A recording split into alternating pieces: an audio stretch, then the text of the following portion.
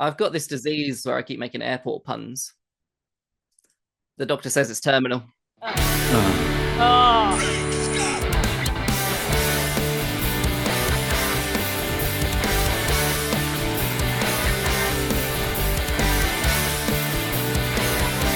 Hi, and welcome to the We Need a Road podcast. And after our epic preview special and Baby Nosferatu Girl episodes, we've arrived at somewhat of a regular episode of the pod for a change. January was a packed month at the cinema with Nosferatu, Baby Girl, The Complete Unknown, The Brutalist, Saturday Night, Presence, Companion, and The Wolfman, to name but a few. I'd like to say hello to my co-host today from sunny Florida, Jose. Is it sunny or is it global warming? Because apparently it's snowing in Florida these past week or so. Not all of Florida. Luckily, in the area that I'm in mid-Florida. Some people call it South Florida. So it's funny to people from Florida. Okay, it's sunny and cold. We are in 40-degree weather here. I don't know what that is in European temperature. And I don't know what that is in European either, so yeah. Also, we're not in Europe. But Marie's in Europe, we're not in Europe, remember? Because there was that whole thing beginning with B. So yeah. Yeah. Okay, so you haven't ruined the I think world, we are Jose, still in so. Europe. We're just not a part of the European Union. I don't think Let's it's not go there. in Europe anymore. I mean, technically, yeah. It's 4 degrees Celsius. Semantics, people. Which is cold. 40 It is Fahrenheit cold. is 4 degrees Celsius, Jose. That is chilly. Yeah, and for Floridians here, that's not very comfortable at all. We're all like, we can handle hurricanes, but we can't handle cold weather. Well, from not quite as warm, but still better than me and David, we have Marie from Portugal. I think it's warmer at the moment. We're at 11. It's got to be warmer in Portugal than it is in the UK, surely. Well, no, I meant warmer than in Florida. Oh, well, yeah, it's Florida. Yeah, Jose's idea of cold is, our summer, so... Yeah, that sounds about right. And Jose's idea of warm is basically we're all dead from heat stroke, so yeah. And David, you and me have both been battling Storm Aowen today. Except, I mean, have you even left the house? Yeah, man, I left the house. I've been to work today. I've had things to do. It's been a busy day. I mean, it's windy as fuck and outside. I had to chase my rubbish down the garden. No. Such a British sentence right there. Yeah. My wheelie bins fell over and my rubbish went everywhere. My recycling. I had to go chase Down them. the garden. Down the garden, yeah. I'm going to put a yellow card on screen for Jose for that. I don't know where it's going to lead yet, but you've got a yellow card for that, Jose. That's a sports ball reference for you, Jose. Oh, I know that one. I have to avoid the red cards, right? Yes, you do. And you only get one more chance. That's it. 2 yellows and then a red? No, but the second yellow becomes a red. So it's like you go boom, boom, and then that's it. You're gone. So you've been told. Right. Coming up in this episode, we are going to be reviewing Betterman, A Real Pain, Getaway, Castlevania, Dune, Sisterhood of the Travelling Space Witches, Silo Season 2, Presence, and Mufasa. But first, of course, we can never stick to the schedule or the plan. As we record this, we are only 1 day removed from the Oscar nominations. So here we are. We're going to attempt to have a quick look at the nominations before we get into our views today. Now, we don't have time to go through every category, but I want from each of you, from the films you have seen, because we haven't seen all of these yet, because in Europe, we still haven't had some of these films released. I want to know from you what films from what you've seen you would like to win, but what you actually think will win. So we have Best Picture, and that is the biggest category with 10 films nominated here. And the best film nominations this year are Honora, The Brutalist, A Complete Unknown, Conclave, Dune Part 2, Emilia Perez, I'm Still Here, Nickel Boys, The Substance, and Wicked.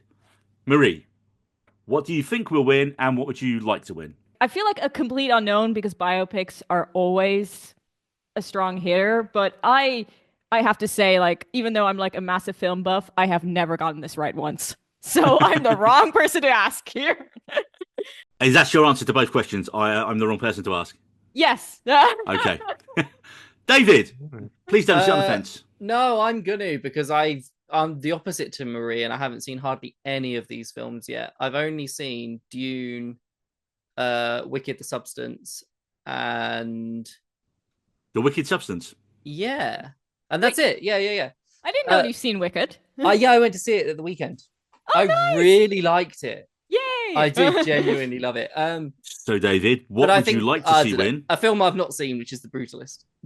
As what I think is going to win. Out of the films I have seen, I genuinely would like to see Wicked win it because I just really like that film. So you would like to see Wicked win, but you think The Brutalist is going to win? Yeah, but out of the 3 that I have seen, yeah. That's fine. Jose. I've only seen Dune and Wicked. So I'm just gonna kind of throw a fun idea. Dune may have a strong night with some of these categories, but I don't Not think Best it's gonna Picture, it win. won't. I don't think Not it Best will. No, it Picture, yeah. won't. No. I But mean, I don't. Was Dennis Villeneuve even in No, director? He's not. no. Yeah, he's not. yeah. which is I a mean, fucking travesty. from Mhm. what I know about these movies, I'm gonna take a wild guess. I think A Complete Unknown is also a strong contender. Conclave, from what I hear from your reviews, is pretty Hmm. solid. And then Anora honestly could be just like a dark horse coming out of nowhere. So Okay, so and more fence sitting. That's fine. That's fine, Jose. Uh, right. So look, I'm not a musicals fan, so I haven't seen Wicked, and I don't want to see Amelia Perez, but I you might would, just because I have to. So I haven't had the chance to see I'm Still Here or Nickel Boys yet. Hopefully, The Brutalist in the next week or so. So from what I've seen, I'd like to see The Substance win Best Film because it is so insane, and it would be the most crazy choice for a film to ever win Best Picture. I It think the won't. safe choice, it won't. No, I think the safe choice is either going to be Wicked or Conclave. I feel that's the safe choice. Everyone has forgot about Dune Part 2 now, sadly, because it just came out so long ago. People are like, oh, yeah, that was last March, which it absolutely was. And as much as I enjoyed A Complete Unknown, it's not a typical biopic. You think of a lot of music biopics, it's about the main star, it's their whole life from start to almost finish, it's their highs, their lows, and this isn't really that type of film. It's more, hey, Bob Dylan's really cool and it takes place over 4 years, and that's kind of it. But it's really well done. The acting in it is better than the overall film, so I was surprised to see that on the list. To be fair, so also I'd be really happy with Honora. I think Honora could be a good dark horse, but yeah, Wicked or Conclave's going to win. Next up, we have the Best Actor, and for Best Actor, we have Adrian Brody from The Brutalist, Timothy Chalamet for A Complete Unknown, Coleman Domingo from Sing Sing, Ralph Fiennes from Conclave, and Sebastian Stan for The Apprentice. Who do we think is going to win? Marie. I'm gonna go with Ralph Fiennes. I feel like he's paid his dues at this point, and the Oscars do this thing where it's like when it's about time, they win. Like they're like, okay, they've been around for a while. It's his turn. It's what happened with Yeah. Leo. Yeah, it's always for the wrong film. Although Yes, exactly. It's in this like case, Leo shouldn't have won for The Revenant. Sorry. So we understand. I totally David, understand. I Best think, Actor. yeah, no, I think so. I think Chalamet is going to win one eventually, but I think Fiennes, similar to Marie, for a career well done. Jose. I'm going to say Sebastian Stan, The Apprentice, Ooh. and that's all I'm going to say. Do you reckon this is? I know why. I know exactly why this is. Do you? Right, okay. Brief little side, but do you think the Academy is absolutely trying to fuck with Trump this year by giving the immigrant trans film 13 nominations and also nominating for Best Actor Sebastian Stan, who is playing a young Trump, but not in a positive light? It's kind of interesting Do because we like think that's like who under who the are the surface? who are the people involved? Because like It's all are the they? Academy members in LA. I So it's all mean, ex-actors, movie producers. but you yeah, think some rich of them people would who just be? benefit anyway. So I don't think that's the Yeah, case. it's Okay. it's a nice way to think maybe, and it's fun to think that way. I just don't understand it. I mean, granted, it's really crazy that Emilia Perez is getting 13 nominations.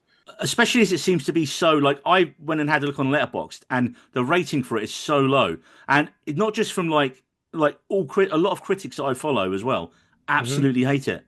Like I've barely seen any positive reviews of it, and Yeah. it's not just the subject matter why it's getting review bombed. I think it's getting review because apparently it's just a very bad film. But getting back to Best Actor, yeah, I think it's Fiennes' this year. I think from the films I've seen out of that list, I think Fiennes is a safe choice. And like you said, everyone else has said, it's his time. It is a really good performance as well. And I just think Sebastian Stan getting nominated is enough there because everyone was like, oh, the amount of shit he's took trying to promote this film. And Hmm. like, I know there was a whole story about him being barred from an actors thing where they were getting all the Oscar actors together because no one wanted to risk talking with him and all that. And you're like, fuck off. So yeah, go on, Bucky, kick him in the dick. I mean, Sebastian Stan's done some really interesting stuff outside of the Marvel universe, so I think I just respect him for that. Not just The Apprentice this year, he had a different man as well, Hmm. which he Hmm. could have easily been nominated for that as well. Best Actress, we have Cynthia Erivo for Wicked, Carla Sofia Gascon for Amelia Perez, Mikey Madison for Honora, Demi Moore for The Substance, and Fernanda Torres for I'm Still Here. Marie, who do you think's going to win? Would, um, think probably would you like? Cynthia, but I mean, like Demi Moore probably because like The Substance. Like I've seen the non-brutal parts of The Substance, so like 10 minutes of it. But what I've seen from that, she was great. David. I'd like to see Pamela Anderson win for The Last Showgirl. Except she's not nominated. I'll go with Demi Moore as well. It's me and Marie. It's quite boring. I'm just agreeing with Marie. It's okay. Usually we disagree with each other, so it's nice. It's literally the trailer for the new episode is you. I don't think we're compatible. Jose. I'd kind of like. I'm gonna go. I respect the Demi Moore choice, but I kind of want to see Mikey Madison win for Nora because of the subject matter of the movie. I think that'd be an interesting little twist too. I think Demi Moore should win, and I think she's going to win. Best Supporting Actress, I've got a massive front runner now after a film I just recently saw. We have Monica Barbaro for A Complete Unknown, Ariana Grande for Wicked, Felicity Jones for The Brutalist, Isabella Rossellini for Conclave, and Zoe Saldana for Emilia Perez. Marie. I mean, the fact that Isabella Rossellini is nominated, I find hilarious because what? She has like 10 minutes of screen time? I think 10 minutes is pushing it, isn't it? Yeah. So she's going for the Judi Dench Oscar there, isn't she? Yeah. So probably not. Oh, I don't know. Ooh, I really don't know on this one. Fair enough. Just moving David. on. Moving on. Genuinely loved Ariana Grande in Wicked. Great. I thought she was excellent, and she surprised the hell out of me. She was really funny. She was really funny. I don't think she's got a hell chance of winning. Yeah, same. Jose. Felicity Jones. I'll go with Brutalist. It's a good subject topic, and she's a great actress, so I'll just say that. I am going to go with Monica Barbaro from A Complete Unknown because I had only seen her briefly in Top Gun Maverick, and she didn't really have a character or anything to do in that film. And then I didn't even realize it was the same actress when I saw Complete Unknown. And I would say her performance is just as good, if not better, than Chalamet's as Joan Baez. Because then I went and looked up the real Joan Baez afterwards. I was like, holy shit. And she's actually playing a guitar. She's actually doing all the singing herself. And she does not quite as many songs as Chalamet does in the film, but she does a fair few. And I was like, where has this performance come from? Like, she is really fucking good. But I also think that I think Wicked might have a night of it, so I think Ariana Grande will win it.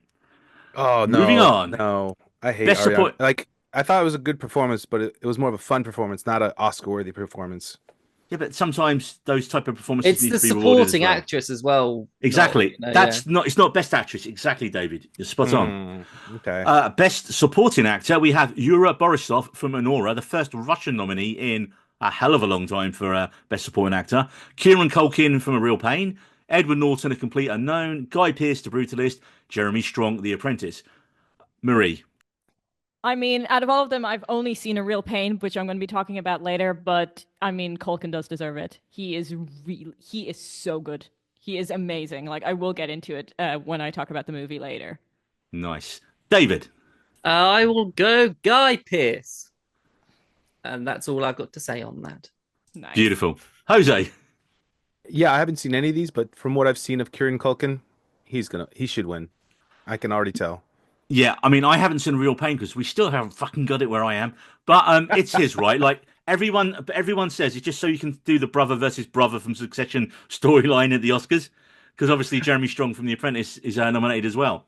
I'd be quite happy to see Yura Borisov win it because he is amazing in Anora.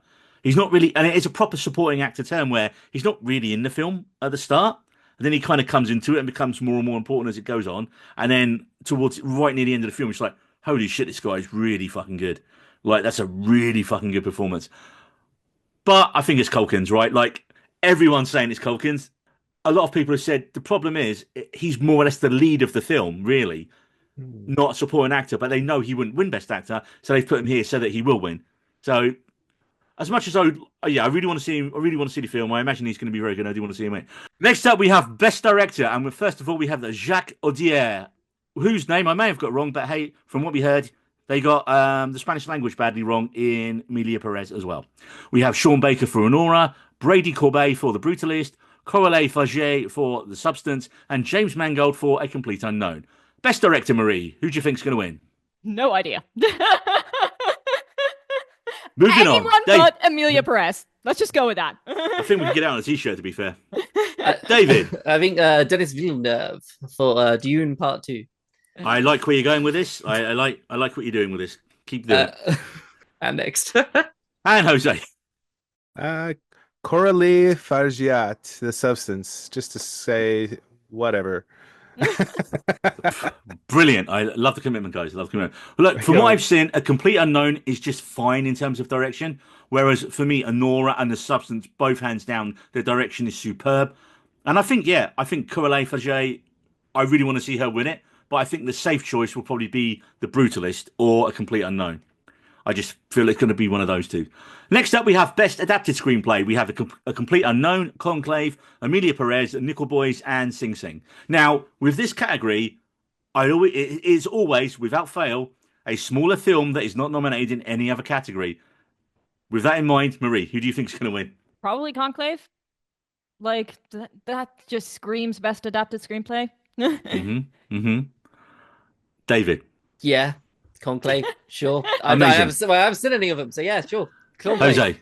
I'm gonna complete the trifecta and say Conclave as well. Right, I'm going Nickel Boys because it's not nominated in, I think, hardly any other categories. Look, this is literally what I just said. I know. The Screenplay Awards, generally, they are films that I'm not going to pick anything else up later on. Right? Neil, you Conclave gotta run is with going the to joke. Gotta run with the joke. I almost don't want to do Best Original Screenplay because you're just being dicks. But a Best Original Screenplay, we have Anora, The Brutalist, A Real Pain, which is what you guys are being, September 5th, and The Substance. Marie. For this one, I would actually say A Real Pain. The screenplay is phenomenal. Yeah, I was very blown away by it. Nice. David. Okay, September 5th, because I'm seeing it on Monday. And there's the Monday after. A week Monday. And, it's not next Monday. It's not this coming Monday. Although I have seen The Substance, so maybe The Substance. Jose. I'd say The Substance. It just seems so different. So different. Mm-hmm. Yeah. Yeah, this is a tough one. Right. So again, going back to my previous answer on the last one, if The Substance wins here, it's not picking up any of the big ones later. If it doesn't win here, then A Real Pain's going to get it. Because A Real Pain, I think, is going to get this and Culkin's. He'll get the two. Next up, music. We have Best Original Score. Not actual Best Music. Best Original Score. The Brutalist, Conclave, Amelia Perez, Wicked, and A Wild Robot. First of all, where is Trent Reznor's score for Challengers? Because that was fucking you've ruined awesome. my joke. I was about to say that too. I was going to say Challengers. I was so, doing Marie said Challengers. Thing, David said Challengers. Jose. I'm going to say Wild Robot. You know, why not? I'm going out of that list. From what I've seen, I'm going Conclave because the music was awesome in Conclave. It was good, but seriously, it's a fucking insult that Challengers did not get nominated because I think all of us had like mixed opinions on Challengers, but we all said the score was phenomenal. Soundtrack was that's one of the few times I've listened to techno in the car.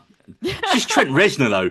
Wow, it's like I can't wait. He is doing the soundtrack to the new Tron film. But it's not just Trent Reznor. It is 9 Inch Nails. There we go. Who have reformed and are playing the UK in a couple of months. Best animated feature. We have Flow, Inside Out 2, Memoir of a Snail, Wallace and Gromit, Vengeance Most Foul, and The Wild Robot. Now, I've only seen Inside Out 2, so surely the winner's got to be Wallace and Gromit. Marie? I haven't seen any of them, but I hear Flow is amazing. I've heard Flow is good as well. David? I was going to say I've heard Flow is amazing as well, but I've only seen Inside Out 2. I also hear Wallace and Gromit, Vengeance Most Foul is apparently excellent. Yeah. So I'm going to go The Wild Robot. Jose? Wallace and Gromit's a staple, so I'll go with them. It does have one of the best villains of all time in Feathers McGraw. That laugh means to me you don't know who Feathers McGraw is, Jose. No idea. And that is a shame. That's a crying shame.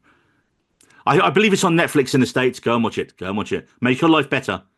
I just put respect on Wallace and Gromit. That's all you need right there. Cheese, Gromit! Cheese. That's all we need is cheese, indeed. Best costume design. We have Wicked, Nosferatu, A Complete Unknown, Conclave, and Gladiator 2, which is definitely not going to win anything. Marie. Dangly bits. So you would think I would get this one usually correct, given my background, but I'm always very off the money. I'm gonna say, to be honest, I think Nosferatu could get it, but it probably would be Wicked. David? I'd like Nosferatu to win it as well. I think out of the two, I preferred Nosferatu's. Hmm. Yeah. What, too wicked? Well, the costume design, yeah. I'm trying because I think like a lot of the school uniforms were all, yeah, Yeah.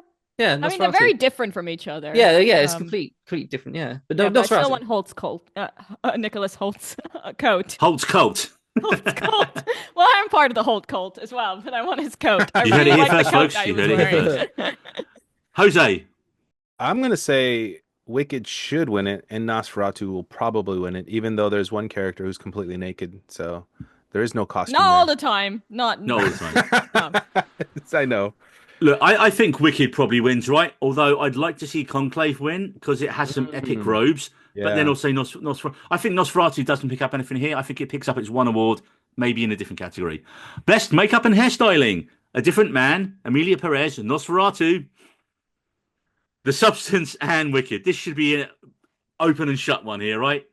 It has to be The Substance or at the very least A Different Man. Marie, what do you think? I would go for the substance because it's impressive what they did on a low budget. David. Yeah, I'd agree. I could think like the Nosferatu makeup. I don't know about hairstyling, but the makeup of of Orlok and his like corpse-esque Body. look was pretty cool.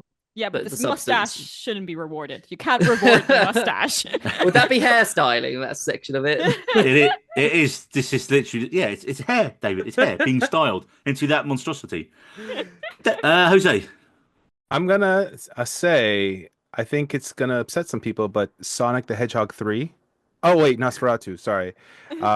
It seems like we're just focusing on one character, but I think the substance that substance should win. Honestly. Right, best production design. We have Wicked, The Brutalist, Dune Part 2, Nosferatu, and Conclave. Marie. Ooh, Conclave. I did really like the production design there. Nice. David. Nosferatu. Jose. Oh, it's Wicked. As you know, I reckon Wicked would win it. I want Nosferatu. Is your to win it, but I reckon name Wicked would win it. Jose? I changed my mind. Daniel, There is stay a- quiet. Oh, he brought out the big D. Hey, what did I say about calling me Daniel? Hey, what did I Every say? time when you're. No, I don't know. Hey, it's Daniel. bullying, Jose. Jose, are you a bully? Do you want to be bullying? No, It's not no. nice, Jose, to bully people. Is it Okay, because you're American? Oh, moving on. Now that Trump's in Jose, charge, you bring out the Come bullying. on, in this, you. we're I'm this bring guy's it back really to long. production design. I'm Production actually design. gonna pull back my memories and say Doom Part 2. Honestly, we forget about it because it was so long ago. I think True. Doom Part 2 could win this one.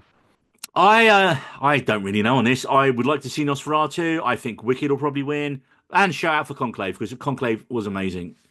Those robes, man, the shots, the design. My category, best editing. Honora, The Brutalist, Conclave, Emilia Perez, and Wicked. Marie. I honestly have no idea. Let's go with Conclave. David. I don't know why Wicked's on there for editing. I don't think it. I'm gonna go with Nora.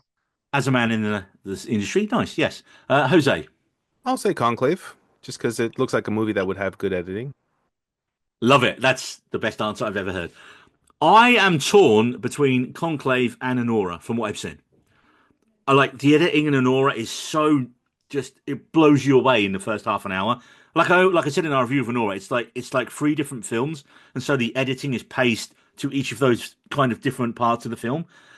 But then Conclave is so elegant and just flows so nicely. So I'm just going to say, personally, Honora just over Conclave. Are they going to show the award this time, though?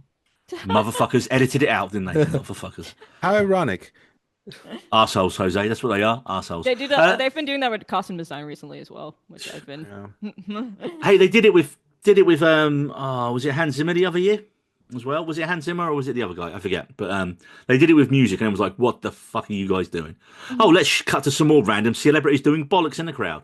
No. Best cinematography, The Brutalist, Dune Part 2, Emilia Perez, Maria, and Nosferatu. Marie. Conclave. It is outrageous that Conclave didn't get nominated for cinematography. I agree. David. Nosferatu, but from what I've seen of The Brutalist in trailers, it does look gorgeous. Jose. Yeah, I'm gonna say Brutalist. Like the little I've seen, it just looks amazing, and I'm a fan of architecture. So I'm gonna say Nosferatu or Dune Part Two because I don't think Dune's going to pick up anything else. So I think cinematography, Greek Fraser is like just a man on a hell of a run at the minute. He did Dune Part One, then he went off to do the Batman. Then he did Dune Part Two, and he's doing something else amazing at the minute, which I forget what it is. Finally, the last one we're going to mention because we don't want to go through every single category. Oh, we have it. We do. You can just slowly see the light drain out of our eyes as we're entering this segment. I feel we have been swift and fast in this section. We have. Once all the editing's been done. Best visual effects. Alien Romulus, and in brackets, how? Oh, Betterman. You're focusing Dune Part on the wrong 2. thing. Wait, your turn, Jose. Dune Part 2, Kingdom of the Planet of the Apes, and Wicked. Marie. I'm gonna rep Betterman here because it's a criminally underappreciated movie. Especially in America, Jose. Especially in America. David. I'm going Alien Romulus because you were showing it some hate. And because they literally admitted this past week that they fixed the effects for the Disney Plus release, so they didn't have it done in time for the cinema. Yeah, but one there's no need to be thing, mean about one character. That's it.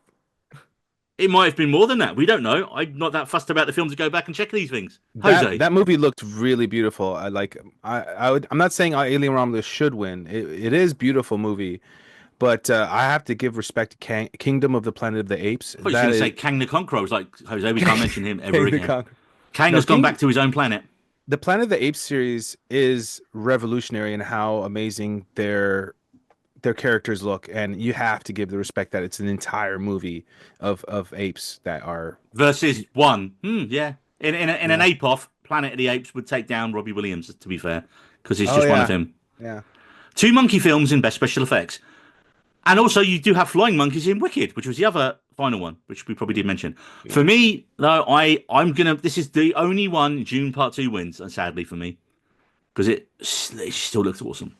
Right, so as the internet usually loses its mind, I did ask briefly a few hours before we did this podcast if any of our followers on Twitter what their take on this year's nominees was. And Luke from the Howdy Beans podcast said, "I'm disappointed that Transformers 1 didn't get a nomination for Best Animation. Luke, I still haven't seen it, but I will because you keep harassing me too, and I am a Transformers fan. Also, Deadpool and Wolverine for special effects. Yeah, it was the second biggest film of the year, and I think it looked great. I loved it. It was bright. You could see what was going on, and it was really well done. And also, he didn't say that. I just did. I did. Your message has gone completely askew here, Luke. I'm sorry. And Dune 2 for Best Adaptation. From Monty Dom 32, baffling amount of nominations for Emilia Perez. We all agree with you there. Criminal Margaret Qualley never got a nod for The Substance. Maybe, yeah, she was very good. And as we all said in unison and anger earlier, Trent Reznor and Atticus Ross missing. Bad day at the office for the Oscars. It does feel overall that this hasn't been a strong year at the cinema. And I think we kind of covered that on our episodes at the end of the year that TV for us definitely was better than film last year overall. Right. Well, that didn't take as long as I thought it was going to take. Nice. Good work, guys. Only 45 minutes. Not with the cutting, not with the editing. 40 minutes. Hang on, let me just shout to babe, we might have to have dinner late. Just hold. You are so Please keep that. I don't know if it could be in context or not, but just put that somewhere. You star. Oh, I love you. I'm so jealous. Yeah, just She's early. Just reminding us all that we're very single. It's muffin time. Yes. Oh, yes. What, to have someone bring food and drink to me while I podcast. Oh. Yeah. That's the dream, people. That's the dream. Eating and podcasting don't really go together either. Yeah, but I'd hope you would cut your mic. And you're lucky enough, David. Marie is up first in our review section. And Marie is going to tell us about a movie monkey musical. And it's not Nope 2, Gordy Boogaloo, and it's not Wicked either. Marie, let you entertain us. No, that was a bad segue. Marie, take it away. Yeah, so Betterman. I was so surprised about this movie. I saw it like very last minute, like after we finished recording our Nosferatu Baby Girl off, because I just quickly checked my phone and I realized, oh shit, today's the last day I can go see this. I went to the cinema at 9:30 on a Wednesday evening. And it was just me and two other people who scared the shit out of me because I was like solo viewing experience, and then they just burst in, and I was like, ah, anyway. But yeah, this movie surprised me so much. I had the time of my life with this movie. Seriously, do not sleep on the Robbie Williams monkey movie. It is just such a fun time. I think part of its charm is that it doesn't take itself too seriously, which like makes sense because he's a monkey. But to be honest, as I say, if you've ever seen an interview with Robbie Williams, it makes sense that he's a monkey. But my like issue, because recently we've been having this like renaissance of like film biopics, of like this renaissance of like musical biopics. And my issue is that they take themselves way too seriously. Like, I did enjoy Bohemian Rhapsody, but they put Queen on a pedestal. Like, it was, and I was, and they, like, I'm not as knowledgeable about Robbie Williams and Take That's history as I am with Queen, but with Bohemian Rhapsody, I was like, that's not historically accurate at all. Because they were just like putting the band on this massive pedestal. Yeah, the gimmick of him being a CG monkey, just, it works. It works. And they also managed to show the progression of time of him at like of the story. Very effective hairstyling, if that makes sense. Like, for example, when he was like the majority of the people went through his bleach blonde hair era during the 90s. The monkey was bleach blonde as well. Then later on, it had the classic Robbie Williams quiff. And yeah, and just also like with the way he interacts with everyone, it's not like you don't think, oh, there's no one there. Like it's proper. Like he's there. The monkey is there, and it works really, really well. The songs in it, they did a very similar thing to they did with Rocket Man, which makes sense because the director of Betterman was one of the producers on Rocket Man, where they had the songs out of chronological order. So so instead of like when they came out, it's like what they reflected the time that they were written in the story, which worked really well. I did know more Take That songs than I thought I would, and I don't know what that says about me. But the rock DJ segment was just phenomenal. It was just brilliant. I was just having so much fun. I think the other two people behind me were French, so they were a bit more stuck up, and I was just like dancing along with the monkey. It was just so. And apologies to any of our listeners in France. No, No, knows they French deserve it. snobs, but it's such a dynamic performance, and the way they like use the street as a set, it's really good. However, I also did learn that at one point in the career, two people from Take That did wear assless chaps. That is a knowledge that I did not need to have, and I also learned that Take That's costumes were so tragic back in the day.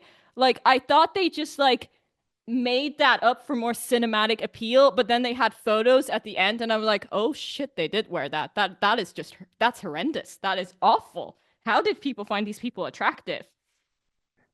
but, but so yeah, and this movie hasn't done well, and I actually feel really sad for it because it's a good time. I do understand why it's not working in America because it is Robbie Williams and it's very English. It is so British. There's quite a lot of British slang in it. There's quite a lot of British humor. Here I see everything with Portuguese subtitles, and part of me, I was just like, how are they like translating this into Portuguese? Because I'm pretty sure there's not even a word for this, like, like in Portuguese. But because like there's quite a lot of slangs. But it's also really, really funny. Robbie Williams narrates the movie, and his narration actually like it adds to it and it makes it funny. One of the first like lines in the movie is like, I came out of the womb with jazz hands, which obviously hurt my mom, which I thought was really funny.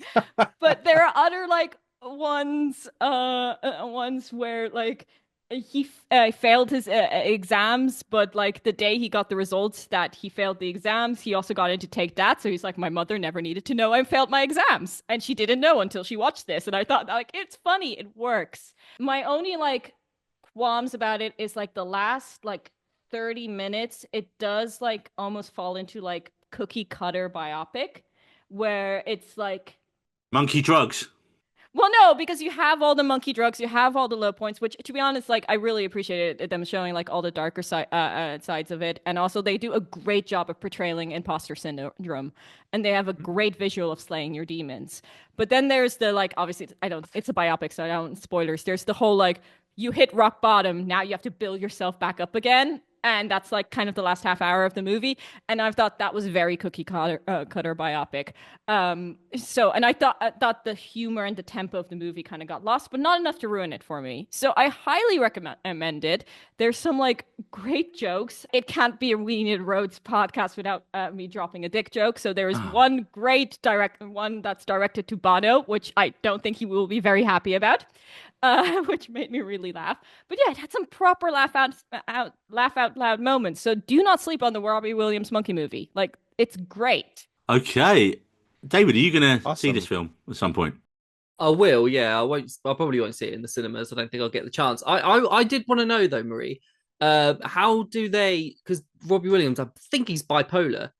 How do they address that in the movie, and how how do they go about it?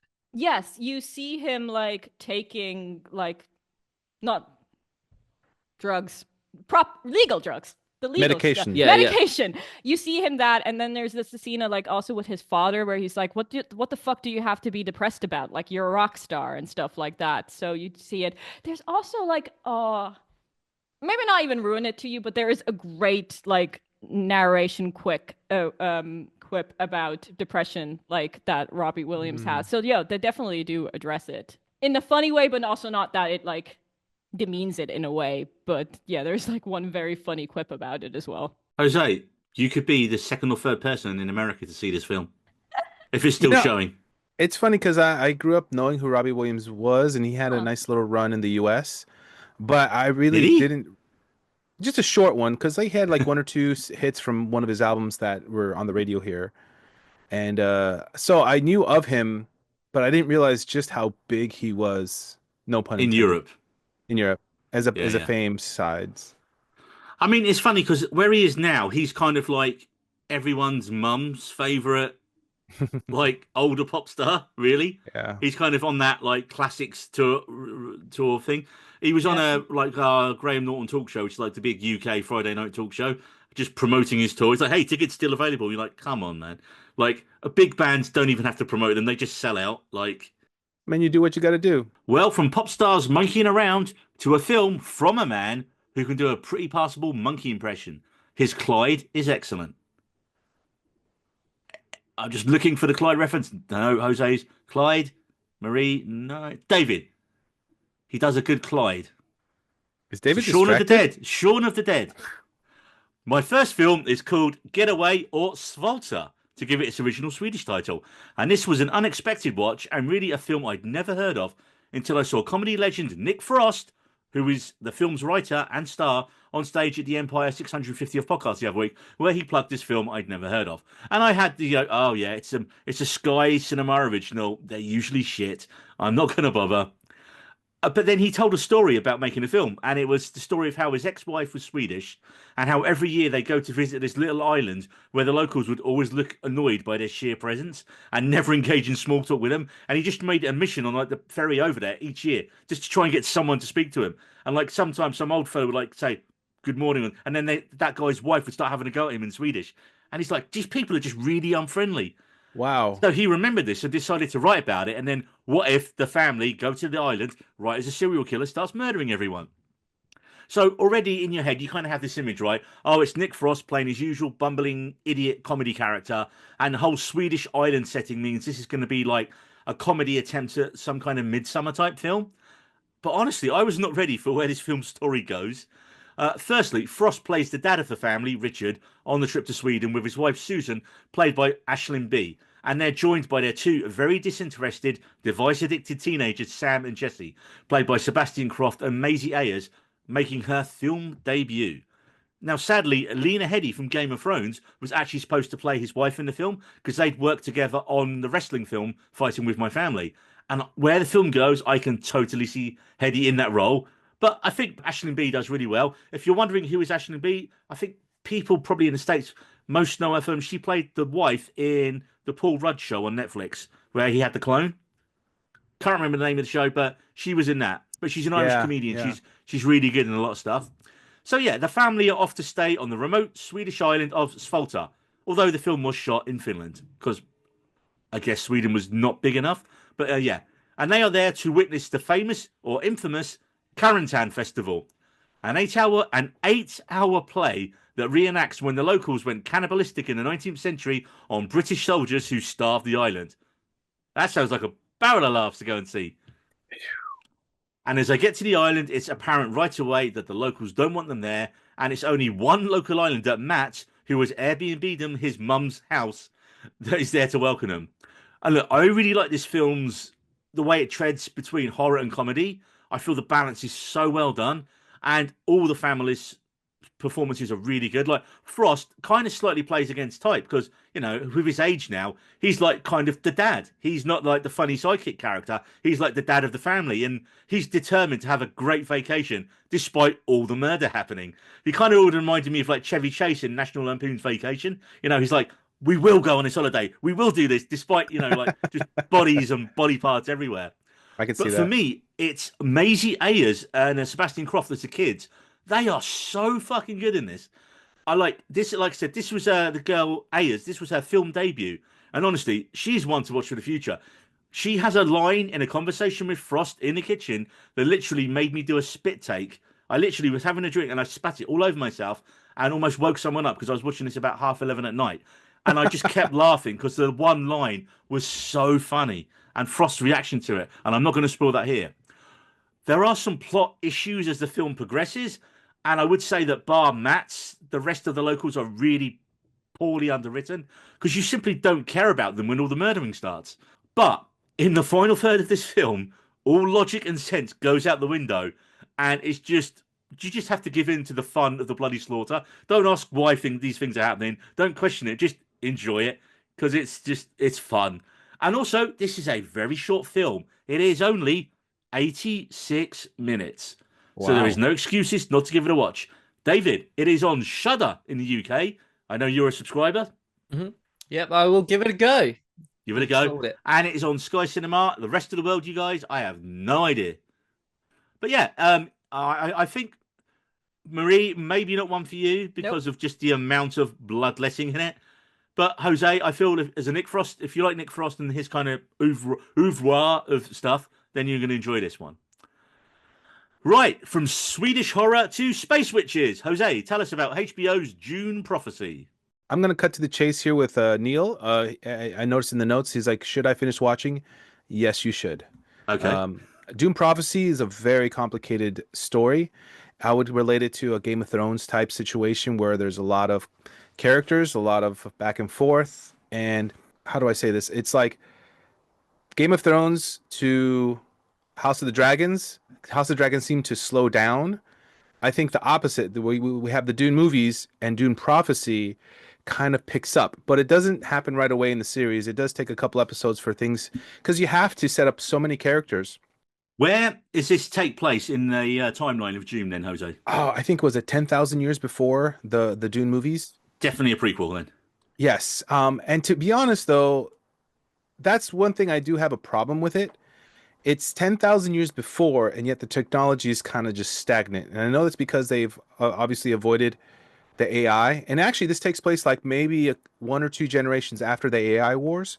Yeah. But I feel like even if without AI, the technology should have increased a little bit over 10,000 years. Does this tell the story of the first family that holds Dune? You know, that goes to control Dune? What? Okay. So it actually focuses on the witches, the women consults. If you remember the movies, what Rebecca Ferguson, what her character, her lineage is based on, and honestly, it turns into something very interesting. And if anything, the characters, the actors make this really good. Emily Watson is one of the leads. She's a very great character. Olivia Williams, who I knew I recognized, but it's one of those faces that you see in movies and you're like, where have I seen her from? And I figured out the one reference everyone would get is she's the Bruce Willis's wife in The Sixth Sense. Oh, I was going to say Rushmore.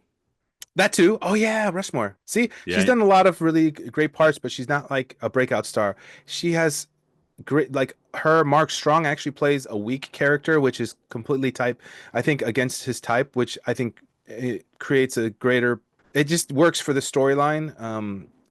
Was it Jodie May, which I knew I recognized, but I couldn't She remember was what. in The Witcher playing a very similar role. Yes, thank you for that, Neil. I You was need about to someone get to be into that. slightly imperial. Yes, Okay, but job done. totally a badass. Mark Addy was in it, but just a very small role. Like I think he was in 2 episodes at most, and not even the entire episodes. And then yeah, a lot of strong character actors. Mark Just Strong. Mark Strong, yeah. A lot of people putting in great performances, and it keeps you involved in the story. Uh, Travis Fimmel Oh is yeah, a really Ragnar Lothbrok from Vikings. yes. I got to commend him. Like he was really good at annoying me. Oh, So, um, which meant was playing his role well, right? yes, and I think this Doom Prophecy did a good job of what not a lot of science fiction shows or movies do is they bring everything from the first half of whatever they're doing and then bringing it all together in the end in a way that is satisfying.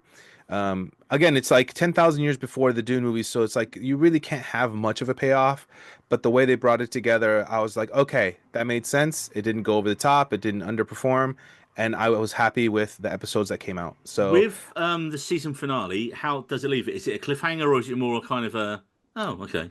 no, it's definitely not a cliffhanger, but it's like 10,000 years in the past, so there's a lot of room for growth. I wouldn't be surprised if this is just like a mini series and it stops here, but I could see it easily having more I mean, seasons. yeah, this is kind of what put me off it a little bit. Is it's only 6 episodes, and it Hmm. was like 2 years just to make 6 episodes. And I know this is the same argument we had about House of the Dragon, but Yeah. this isn't House of the Dragon, except it is House of the Dragon because I'm Yes. fairly certain the HBO execs just sat there and went, right, we've got Dune, we've got Game of Yeah. Thrones, we've got House of the Dragon. What if we did House of the Dragon in space? Hmm. And that's exactly what this is. Like from what I saw the first couple of episodes, I would say Yeah. that Marie, the focus is almost wholly on the I was going to say the Aes Sedai, but that's a different franchise. Different On the franchise. Bene Gesserit, it's really focused on them, and it's about the history of them and how they start trying to interweave and plan the timelines and the generations and all that kind of stuff.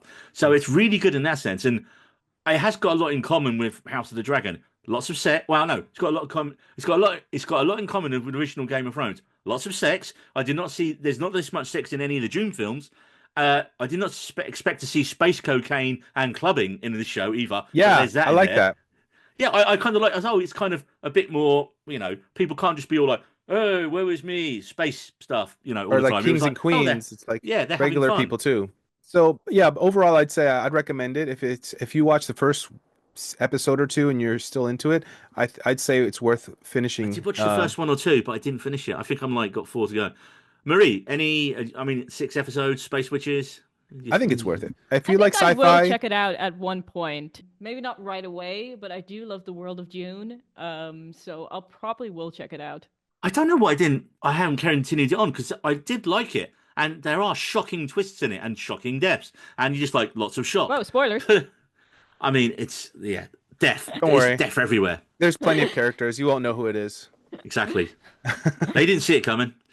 David, I'm surprised you haven't watched this. Or is it on the list? No, it was on the list originally, but then do you know where just other stuff comes out that you want to watch, and you just keep forgetting about it, and it gets knocked back, and then you never actually get around to watching it, and it's gotten to that No, point I'm now not where familiar it's with been it. out for so long, I probably won't ever get a chance to watch it. Or if there's a really like where nothing's happening, I don't want to watch anything else, that's where you'll pick it up and Fair. give it a go. But as Yeah. you were saying, like why it was made, it's because June made money, Neil, Yeah. and HBO people like likes money. making money. Yep. He who controls the spice controls the streaming verse. And from spice and space witches to, well, an evil presence. Yep, if you follow us on our socials, and why wouldn't you, you would already seen mine and David's last minute instant reaction video to the next film we're going to talk about, which was Cineworld's secret screening a few weeks back. And David, that film for me, and this is just purely for a cheap pun, had a complete lack of Presents. Yes. It was Presents. It was Steven Soderbergh's new film as a director. It was also written by David Cope. Is that how you Cope. say his name? Yeah. Cope. It's Yeah. just Cope. Cope. And it is the story of a presence following a family throughout the house. Basically, the whole film for about an hour and 20 minutes is a steady cam as the presence, just following a family drama through random scenes in the space of about, what, 6 weeks? Yeah, you keep dropping in and out Roughly, of what's yeah. happening. It cuts in and out. Yeah, that's essentially the film. The biggest issue, I have some massive issues. So we gave it 2.5 stars in our instant review. My biggest issue is it's not a horror film, and it is billed in all its advertisements that it's going to be a horror film, that it's super scary, or that it's completely new and it's new way of looking at it, because it's all from the ghost's perspective. The whole film's from the ghost's perspective, watching this The family. ghost that runs and hides in a cupboard And at one point. it is as scary as Harry Potter wearing an invisibility cloak. which is essentially what the film is. It is Harry Potter wearing his invisibility cloak and people just being like, is there something there? No, that's just my mind playing tricks on me. And then that's kind of it. I mean, Wicked has more jump scares in it than Presence does. Is the Presence family has no drama jump scares. at least interesting? Like the family drama? It gets there, doesn't it? It doesn't Yeah, at the so start. the story builds as it progresses. At the very beginning, it's quite slow because you're starting to, because literally the family just moves in and you're starting to learn who the family are, and you're learning everything that the presence learns. So And the you start Steadicam to- operator is getting really yeah, paid overtime at the start. I was like, please stop moving the camera. Just please stop it. Can we just cut to a regular shot? No. No, it's all Steadicam, and you're starting to learn these characters and the family dynamic and everything like that as it goes. And it does build to quite a nice, quite interesting crescendo, because the story takes a bit of a different turn to how I thought it was going to take. But I think Lucy Liu as well is fantastic in it. I should say that Lucy Liu plays the mum. I thought she was excellent. I also thought the dad was excellent, who was played by Chris Sullivan. And the daughter, Kalina Liang, also good. For me, Neil mentioned as we left the cinema, as we were talking through sort of comparisons, mentioned another film, which is a horror film called Lake Mungo. If anyone's seen Lake Mungo, it is fantastic. And it's also a film that once you've watched it, you want to watch it again, because it has a reveal at the end of it that makes you want to then watch the rest of the film again, to be like, oh my God, yeah, it was there in plain sight the entire time. I felt like Presence missed that entirely. Unless I'm not smart enough to have seen it in the first place. And, you know, you go online now and there'll be loads of articles about Presence and how there's all these little clues and hints all the way through, which there are hints and clues and stuff to the big reveal at the end. But I don't think the film was smart enough in its writing, which is surprising by somebody that wrote Jurassic Park. What I wanted was for it to be a horror film? Smart, and not a horror film necessarily. I wanted it to be smart in its writing, so that once you've watched it and you find out what it is, you then immediately want to watch it again to see everything that you missed that first time you watched it. And it doesn't have that. Yeah, I mean, as I said, we pretty much agreed on everything as we came out of the thing. I mean, it's not a horror film. Why market it as a horror film? I guess because if they try to market it as what it is, which is just a clever way of showing a family drama with a presence that literally has no presence because it's not evil or anything, it's just there. We don't learn anything about it. And this isn't really spoilers because the film's not got a plot as such. What happens with the character, like the family and the way it develops? I mean, the daughter has some issues in her background. The son's like the all-star track athlete. The mum is really about the son's success. The dad is really about trying to help the daughter through her issues. So I kind of like the way that each parent has picked a child and they're kind of pitted against each other in this way. That's kind of cool. But the presence itself, yeah, the pace is really slow. Like at the start, the camera is all over the place, and I was like, I cannot watch a whole film of this. There is no gore. There are no jump scares. It's just a family drama, and it's just using the presence to have a jump in at different points. So, we can skip ahead to this point, and then when you get to the next scene, you're like, so what have we missed in between? Oh, this and that, and not a lot really. I mean, there is one film this reminded me of, which had a similar idea, but was done a million times better. And it was David Lowery who did the Green Knights one from, I think it was 2017, A Ghost Story. And again, it's the one with Casey Affleck in the ghost mask.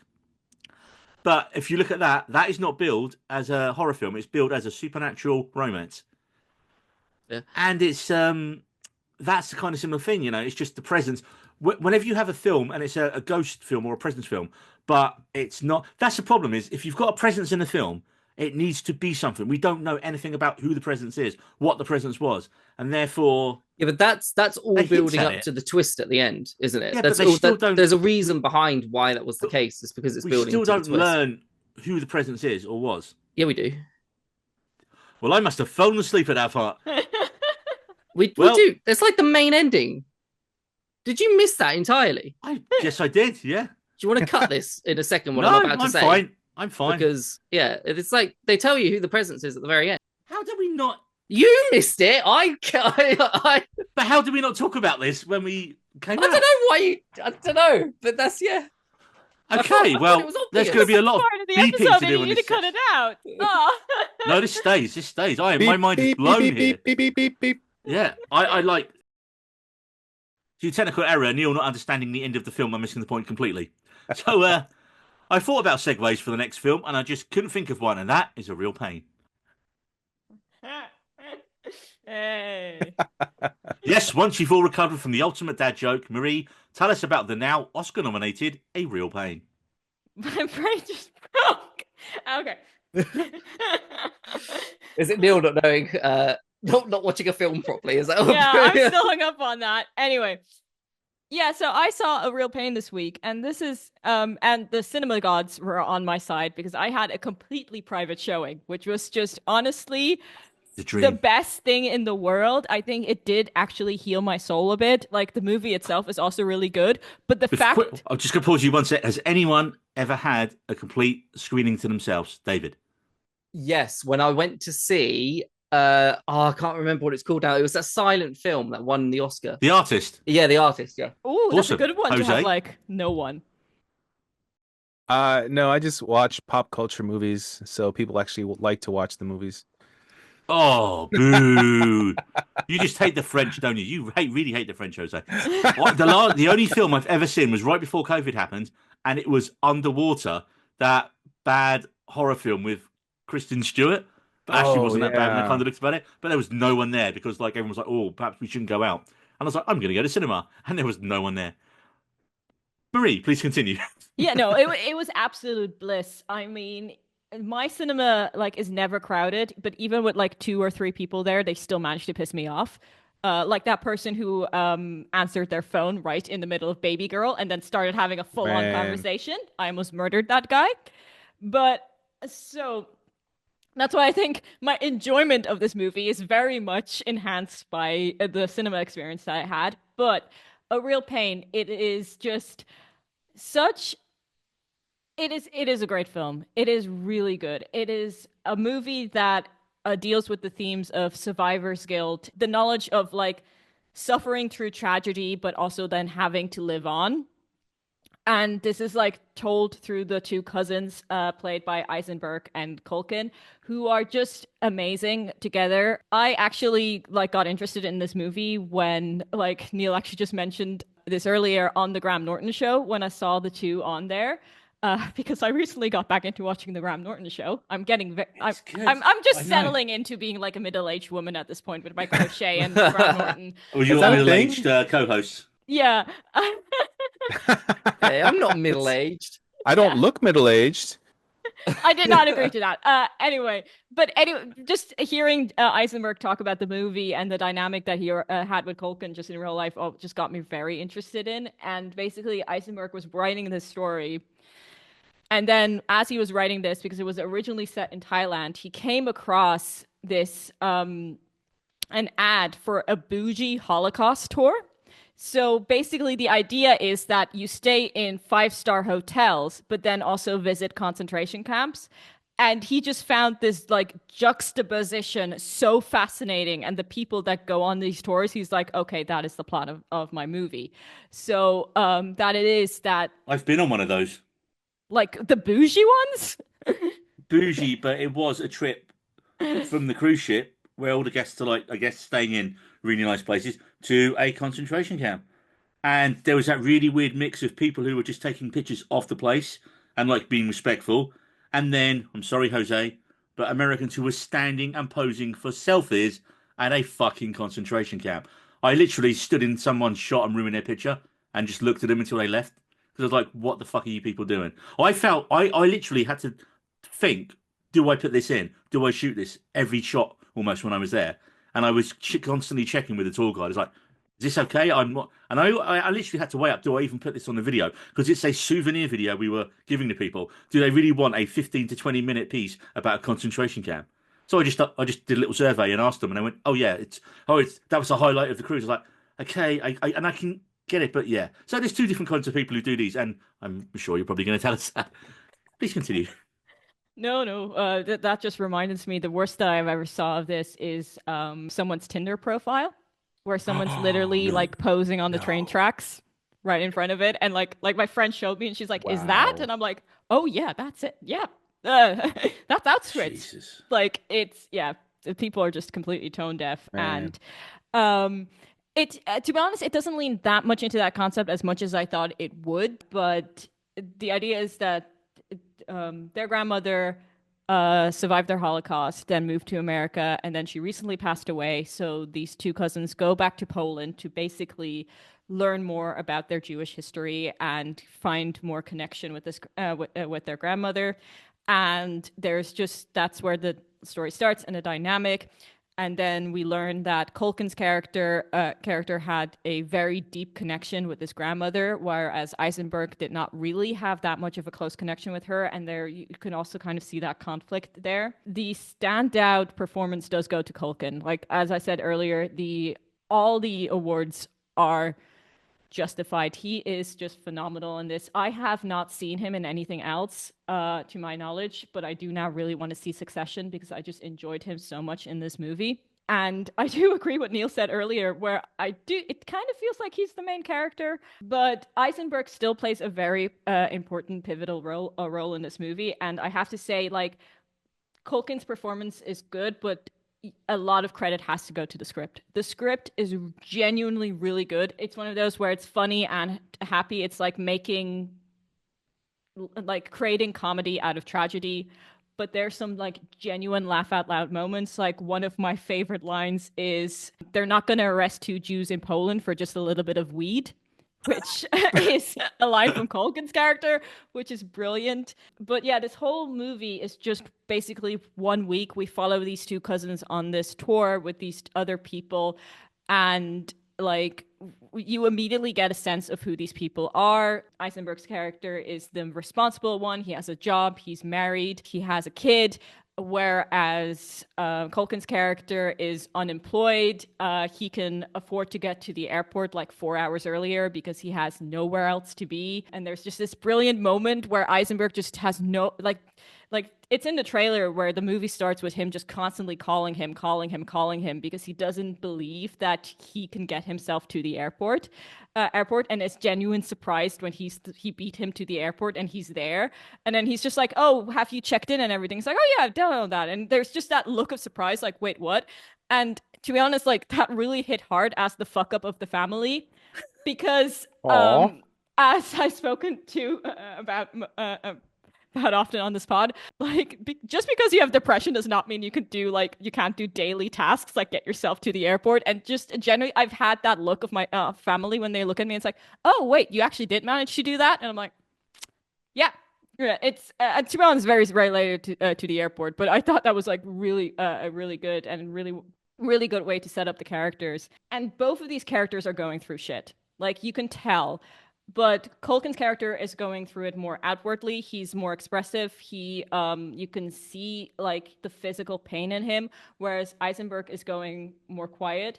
I do say Eisenberg does have a chance to shine. I talk a lot about Culkin's performances, but there is one performance at a dinner that the group are having where Eisenberg just shines, and it's also just an incredible monologue. And it's their movie. The other characters matter, but not really. It's like it's their movie. But what I love about this movie so much, it's just a snapshot of these two characters' lives. You're with them for a week. Nothing really gets resolved in the end. You just like see the dynamics, see their lives, and then you leave. and you're kind of wondering, okay, well, what will happen next? And that's kind of how Eisenberg also leaves this story. So it's also a very short film, which it doesn't overstay its welcome. It's like 90 minutes, apparently. yeah, it's very short, but it's a really good film, and the cinematography is also incredible, and I really also like the music. It has a beautiful score that accompanies the story, and yeah, then it just has some really funny moments. Well, as you mentioned with the Graham Norton show, as you watched that one as I did, that Jesse Eisenberg actually wrote the Culkin role for himself first. Yeah. And then I forget what the reason was, and everyone was like, I can't see it at all now. Like, No. I can't. But also Culkin wanted to drop out, which is also now insane I've because he's seen getting that. all these like he's already yeah. won a Golden Globe. He's probably going to get an Oscar for this performance, but he was like going to drop out. No, both of these are really good. I mean, it's like And a lot of people said like as well that Eisenberg gives a straight man performance, but it's because of his performance that Culkin gets to be the entertaining fuck up. That doesn't work without his role. It doesn't, and that's the thing. It's like it really is like a partnership between the two selling the story and making it. I mean, work. I'm really happy for Eisenberg because I mean, when he broke through, everyone loved him when he first came out, and then he kind of got just shit on for a while. I was like, but he, everyone was just kind of mocking him doing the same. But Social Network, Zombieland, when he first broke through, like he was in some really good films. I'm trying to think what else he done. Now You See Me. See, Yeah, the movie, no, you the don't. movie Now You See Me is the reason I could kind of see why he was trying to write himself for the Culkin role, but he's not that kind of a character actor. He's not good at being smarmy and funny. It's not smarmy. So It's like I think I mean I could relate to both of these characters, but I think we all have someone like Culkin's character in our lives. It's also like plays to the fact that the person who is like the most like happy, smiley, empathetic, trying to make sure everyone has a good time is the person who's the most depressed. Like it's like we all know this. It's always like the happiest people are the ones who are the most depressed, and it like really plays with that idea. But yeah, it's just I don't know. I can go on and on about this movie. Maybe probably longer than the actual runtime, but it's really sweet. Please don't. Neil is already counting seeing the edit in front of him. Yeah, always. Having said that, I was just looking at Jesse Eisenberg's filmography, and like early in his career, man, the first film of his I ever saw was actually his first proper film, 2001, Roger Dodger, and he plays a 16-year-old nephew of this womanizing ad executive who has to go and spend a day with his uncle in the city, and he's like super uncool and really awkward. So basically, 16-year-old Jesse Eisenberg, really. And his uncle's like trying to show him how to be a cool guy in the city. So it's kind of got that swingers vibe to it, Jose, but with like more of like a uncle nephew vibe than like Banks like Vince Vaughn. But he's like the cocky brash guy, the older guy. And like as the film goes on, Eisenberg's kind of like, wait a minute, this guy's a dick, and actually I'm quite cool. So But yeah, he did The Squid and the Whale, which was also really good, and. The Village was the first film I saw him in. Village, yeah. And we can skip the Justice League stuff. He's one of the kids. He's the one that goes to stand there to be like really brave, like one of the chicken teenagers. And he's standing there, yeah. I'll give him credit. I really liked Adventureland with Ryan Reynolds. Yes. Yeah, really that was good, man. That was pretty good. I think Batman versus Superman was his Doomsday, sort of. But terrible segue. Terrible. Because no, I was just gonna say, like, I also had that thought, like, when I was watching, I was like, oh, he wrote this? This is fucking good. And it's his first film as a director as well. So no, it's not. I just looked. Is it not? I thought it was, and then I looked it up on IMDb. It's his third. Holy really? Fuck. What else has he directed? 2 movies I have not heard of, so maybe. But I thought it was his first as well, and then I just quickly double checked it on IMDb, and it's when you finish Saving the World and 30 Minutes or Less. That's pretty fun. No, but he didn't direct that. Oh, you're saying directing? Oh yeah. Yeah, Becoming a Werewolf. Okay, perhaps the influence for Robert Eggers' next film then, David. Right, Werewolf in ancient English. That's going to be interesting, but we'll get on to that. But not today. From a real pain to a world of pain as we enter medieval times for Netflix's Castlevania. And I started 2025 with my vampire and animated show because it's not an anime, because it was made in America. And as Marie has repeatedly told Oh, us, okay. unless you're made in Japan, you are not an anime. We are learning, people. We are learning. Okay. I started watching this on New Year's Day, and I've literally been watching an episode or 2 or 3 every day. I have gone through all 4 seasons of the original show, and then was happy enough to find there was a spin-off show coming that's set 300 years later after the events of the original show, and the second series of that literally dropped last week on Netflix. So it's just been that was like my vampire prep before we went to see Nosferatu. I was like, I'm gonna watch something vampire. What's a good scary vampire thing? And then I was like, oh, Castlevania. Now, who's heard of Castlevania before? I've watched the first season. I've heard of it. I've heard of it. I just never checked it out. Like, But have you heard of the video game that it was based on? Because it's based on an old Konami video game. Neil, I'm 42. Yes, I have. I don't know with you, Jose. You don't. You're a box of tricks. No one knows what you're going to say. by the way, you do not look 42. Like, Thank I know, you I'm- said early 30s. I feel like I look looks older 42. than you. Yeah, that's true. It's that You poor lighting, really. I have a nice window giving me good warm light. You have It's like just because bright he's white. British. That's it. I That's don't true. know We live- why we it live in is the so dark. white. I don't think it's like this. I don't know. No, It's- David, it's it's because you the- don't leave that room unless you have to. Yeah, I mean, We've been through I'll this. be honest. Even for the States, people always assume I'm in my early 30s. So it's genetics. I can't say that it's anything I've done purposely. So. Well, moving on from Jose's youthful good looks, maybe he's a fucking vampire. Hey, there we go. Oh, plot twist. I said, bringing it back.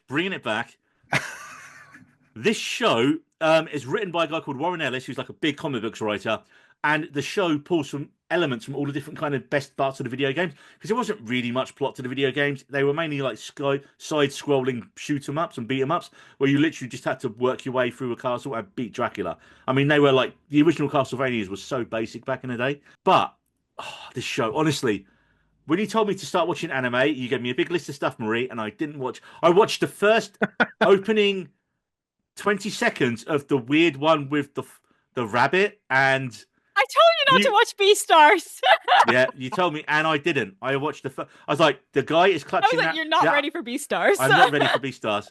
And I watched like 10 seconds. I was like, I am just going to pause this, and I put on Castlevania, which was the next thing up apparently. So this show takes place in the nation of Wallachia, where Dracula and his army of night creatures plan to wipe out all of humanity. Not just drink a lot of people, he wants every human dead. Why? Because in episode 1, we have to give Dracula a wife and then give him a tragic backstory. But in a good way. In a good way.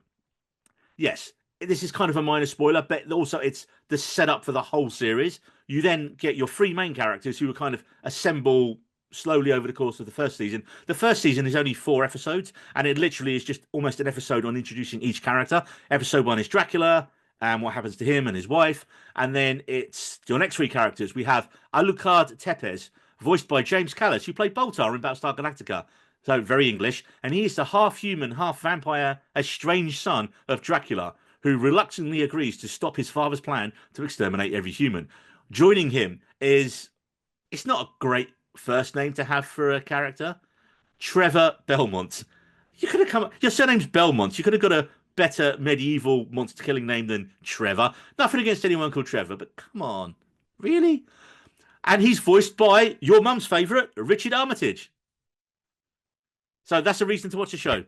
And he I is can't the tell if last that was a joke or descendant. not. Yeah, Huh? I No. didn't know if you were gonna just do a your mom joke, and I was just like, that's a bit weird. Your Everyone's mom's voiced favorite. by your mom. Because I listen and remember how many times has Marie mentioned Richard Armitage is one of her mum's favourite actors. It is. All right. But he plays Trevor Belmont, and he is the last descendant from a magical family of legendary monster hunters. And making up our trio is Cypher Balnades. Now, that's a much better name than Trevor. Cypher Balnades, and she is a speaker magician, which is kind of like this religious pacifist. But of course, she has to use her music. But of course, she has to use her magic to survive. That's your main cast. Honestly, this show's roster goes so deep with so many amazing characters.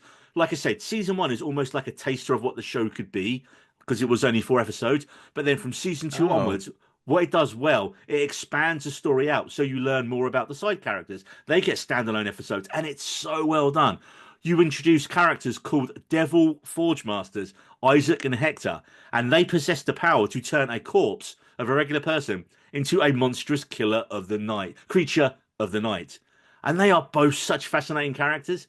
And the show just does such a great job because, you know, when you're watching this type of show, like, okay, here's our main characters. This is the A plot. Here are the B characters with the side plot. I want to get back to the A plot. But no, in this show, all the storylines are really good. You like jump out.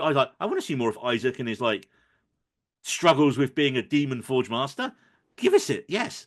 You get vampire politicking later on, where like certain factions want to overthrow Dracula, they don't want to exterminate one. So you've kind of got the Game of Thrones style thing there in an animated form with like different factions of vampires. The fact you have an almost sympathetic Dracula in it is just awesome because you're just like, okay, he is trying to kill every human, but we get why he's doing it. So the murder is justified. Yeah, like extermination of the whole race. It's fine if you see what he goes through in the first episode. But where do they? But food? Yeah. Well, like, that's why some vampires want to stop him. Because they're like, right, but but... it seems like he hasn't thought this through, because if he kills all the humans, he also kills all the vampires. Well, he does. He's not thinking straight, this Dracula. Let's just say he is... Everyone is like, that's a bit mad, Vlad. Perhaps you want to, like, chill out a little bit. But you have such a great voice cast that come in to play certain roles. Jason Isaacs comes in. Peter Stormare. The late, great Lance Reddick is in it. Jessica Brown Finley. Even Bill Nighy. So when you're like pulling in actors this big for a show that it's not that big, I didn't think, in terms of where it was. Having said that, they did get 4 seasons from the original series, which for Netflix is pretty up there, to be fair. Yeah. It's unheard of these days. Right? And this show, it looks amazing. It's dark, it's brutal, it's so well acted, it's gory as hell in animated form in places. Every character is kind of shades of grey. You're like, oh, they're a good guy, they're a bad guy. Oh, but they're a good guy, but they've had to do this, or they're a bad guy. But wait, why did they save someone there? It's really, really well done. And like I said, I binged it in about 2 weeks. And would you believe it? There was a spin-off show called Castlevania Nocturne, created by someone else, but directed and animated by the same team. So it just, you've got the continuity from one series to the other. And that takes place 300 years after the events of the original series. And again, this show, 2 seasons in now, is just as good, if not better. This time, the show is set in France during the Revolution, and again, we follow a trio of vampire hunters. This time, a descendant of Trevor, Richter Belmont. Now, that's a much better name, Richter Belmont. And he's voiced by Sex Education's Edward Bluemel, who plays Maeve's brother. So you've kind of got like the English sarcastic guy there, which is played really well. Again, you have a young female magician, this time a young British actress called Pixie Davis, who plays Maria Renard, which... Renard means fox in French, and I only know this because of Wayne's World, when they're talking about how hot his girlfriend is, and he's like, oh yes, if she was French, she would be called La Renard, and I would hunt her with only her cunning left to save her. It's bizarre and funny, but yeah, that's how I knew fox meant Renard. And I could be wrong. Someone in French is probably going to point that out. And making up the we've trio... pissed off the French enough in this episode. You guys, I mean, you guys just hate We can't go to apparently. Calais anymore. I mean, I'm supposed to be going to Paris like in a month or 2. I'm not. They were not going to let me out of the country now, man. And making up the trio is Tusi Mumbedes Annette, a former slave who escaped a plantation in the States and then made her way to France. And of course, she's got powers too. Again, just like in the original show, everyone will like this. The church are basically the bad guys. The church are villainous dickholes a lot of the time in this. Religion does not come off well in this show. And this season, the second show's big bad is Countess Elizabeth Baffaret. Countess Baffaret, you know, the one who like murdered a shitload of people and children. Yeah, what if... I love how they must come out and say, it's like, yeah, let's take her and make her an unstoppable vampire killing machine as well. So she wasn't bad enough when she was human. Let's turn her into a vampire as well. And she's like the main big bad for the show. And the voice cast is so good. You've got Natasha Kinski. You've got Ian Glenn from Game of Thrones coming in just to give you more of that. And I won't spoil who they play because, again, great characters. But Marie, it also gets gay. We have a gay vampire in it called Orlox, who isn't entirely good. It isn't entirely bad. Shades of grey. And he's a really cool character as well. But maybe my favourite character and plotline from the whole second show is a guy called Sidney James Harcourt. That's actually his real name. And he plays Edouard. And he's a man who helps Annette the slave early on, but he pays a heavy price and he gets turned into a mindless night creature early on. Except he isn't mindless. He retains his humanity despite being a monster. But the design of his monster is cool because he's kind of got hands covering his eyes that he kind of peeks through. When he was human, he was an opera singer. And so you've got this hideous monster in the cells when he's not out murdering people, singing opera and slowly awakening, regaining his humanity. And it's his storyline is so good. You're just like, and there is so much opera in the show as it goes on. And normally, not an opera fan, but it works so well with the scenes of what you're seeing. I mean, I'm consuming season 2 as we speak. There are only a few episodes left to go, and I haven't even checked if there's a third series because I don't want to see any spoilers. So, if after Nosferatu you want some scary vampire action, please watch Castlevania. It's so fucking good. Marie, have I sold you on it? Yeah, I mean, He did say it was gay. to It be gets honest, gay. in my mind, all vampires are chronically gay. I mean, why live forever and just limit yourself to one gender? Like, seriously, like, it Got a just fair doesn't point, make yeah. sense. But yeah, I don't know why I haven't checked it out. I think when it was like really big, if there was like a choice between watching Castlevania and watching Buffy, I just always watched Buffy, like as a kid. So Castlevania only came out in 2017. yeah, I'm not. I just remembered when you said Buffy, and I was like, I remembered. This is showing my I age. meant 'cause I watched- rewatching in Buffy. I didn't watch Buffy as it came out. I was 1 when Buffy came out. I was watching it every Wednesday night. I meant As when it it was airs. on Netflix, like because like Castlevania and Buffy were on Netflix at the same time at one point. When it started on I mean- BBC Two. I'm so old. Sorry, You can have a whole other Marie by the time you get to your age now. Jesus Christ. Jesus Christ. Well, from horrific animated creatures to, well, horrific animated creatures. David, tell us about Mufasa. I am not going to talk about Mufasa for that long because I don't think the film deserves it.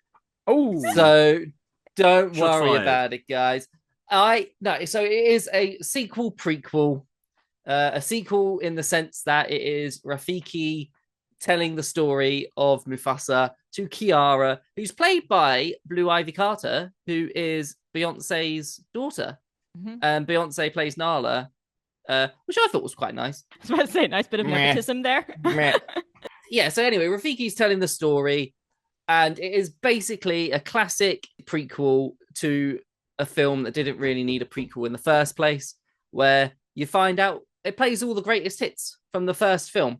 So you've got a stampede in there, you've got a betrayal in there, you've got a love story that's brewing in there, and you get to find out how everybody got all of their iconic things.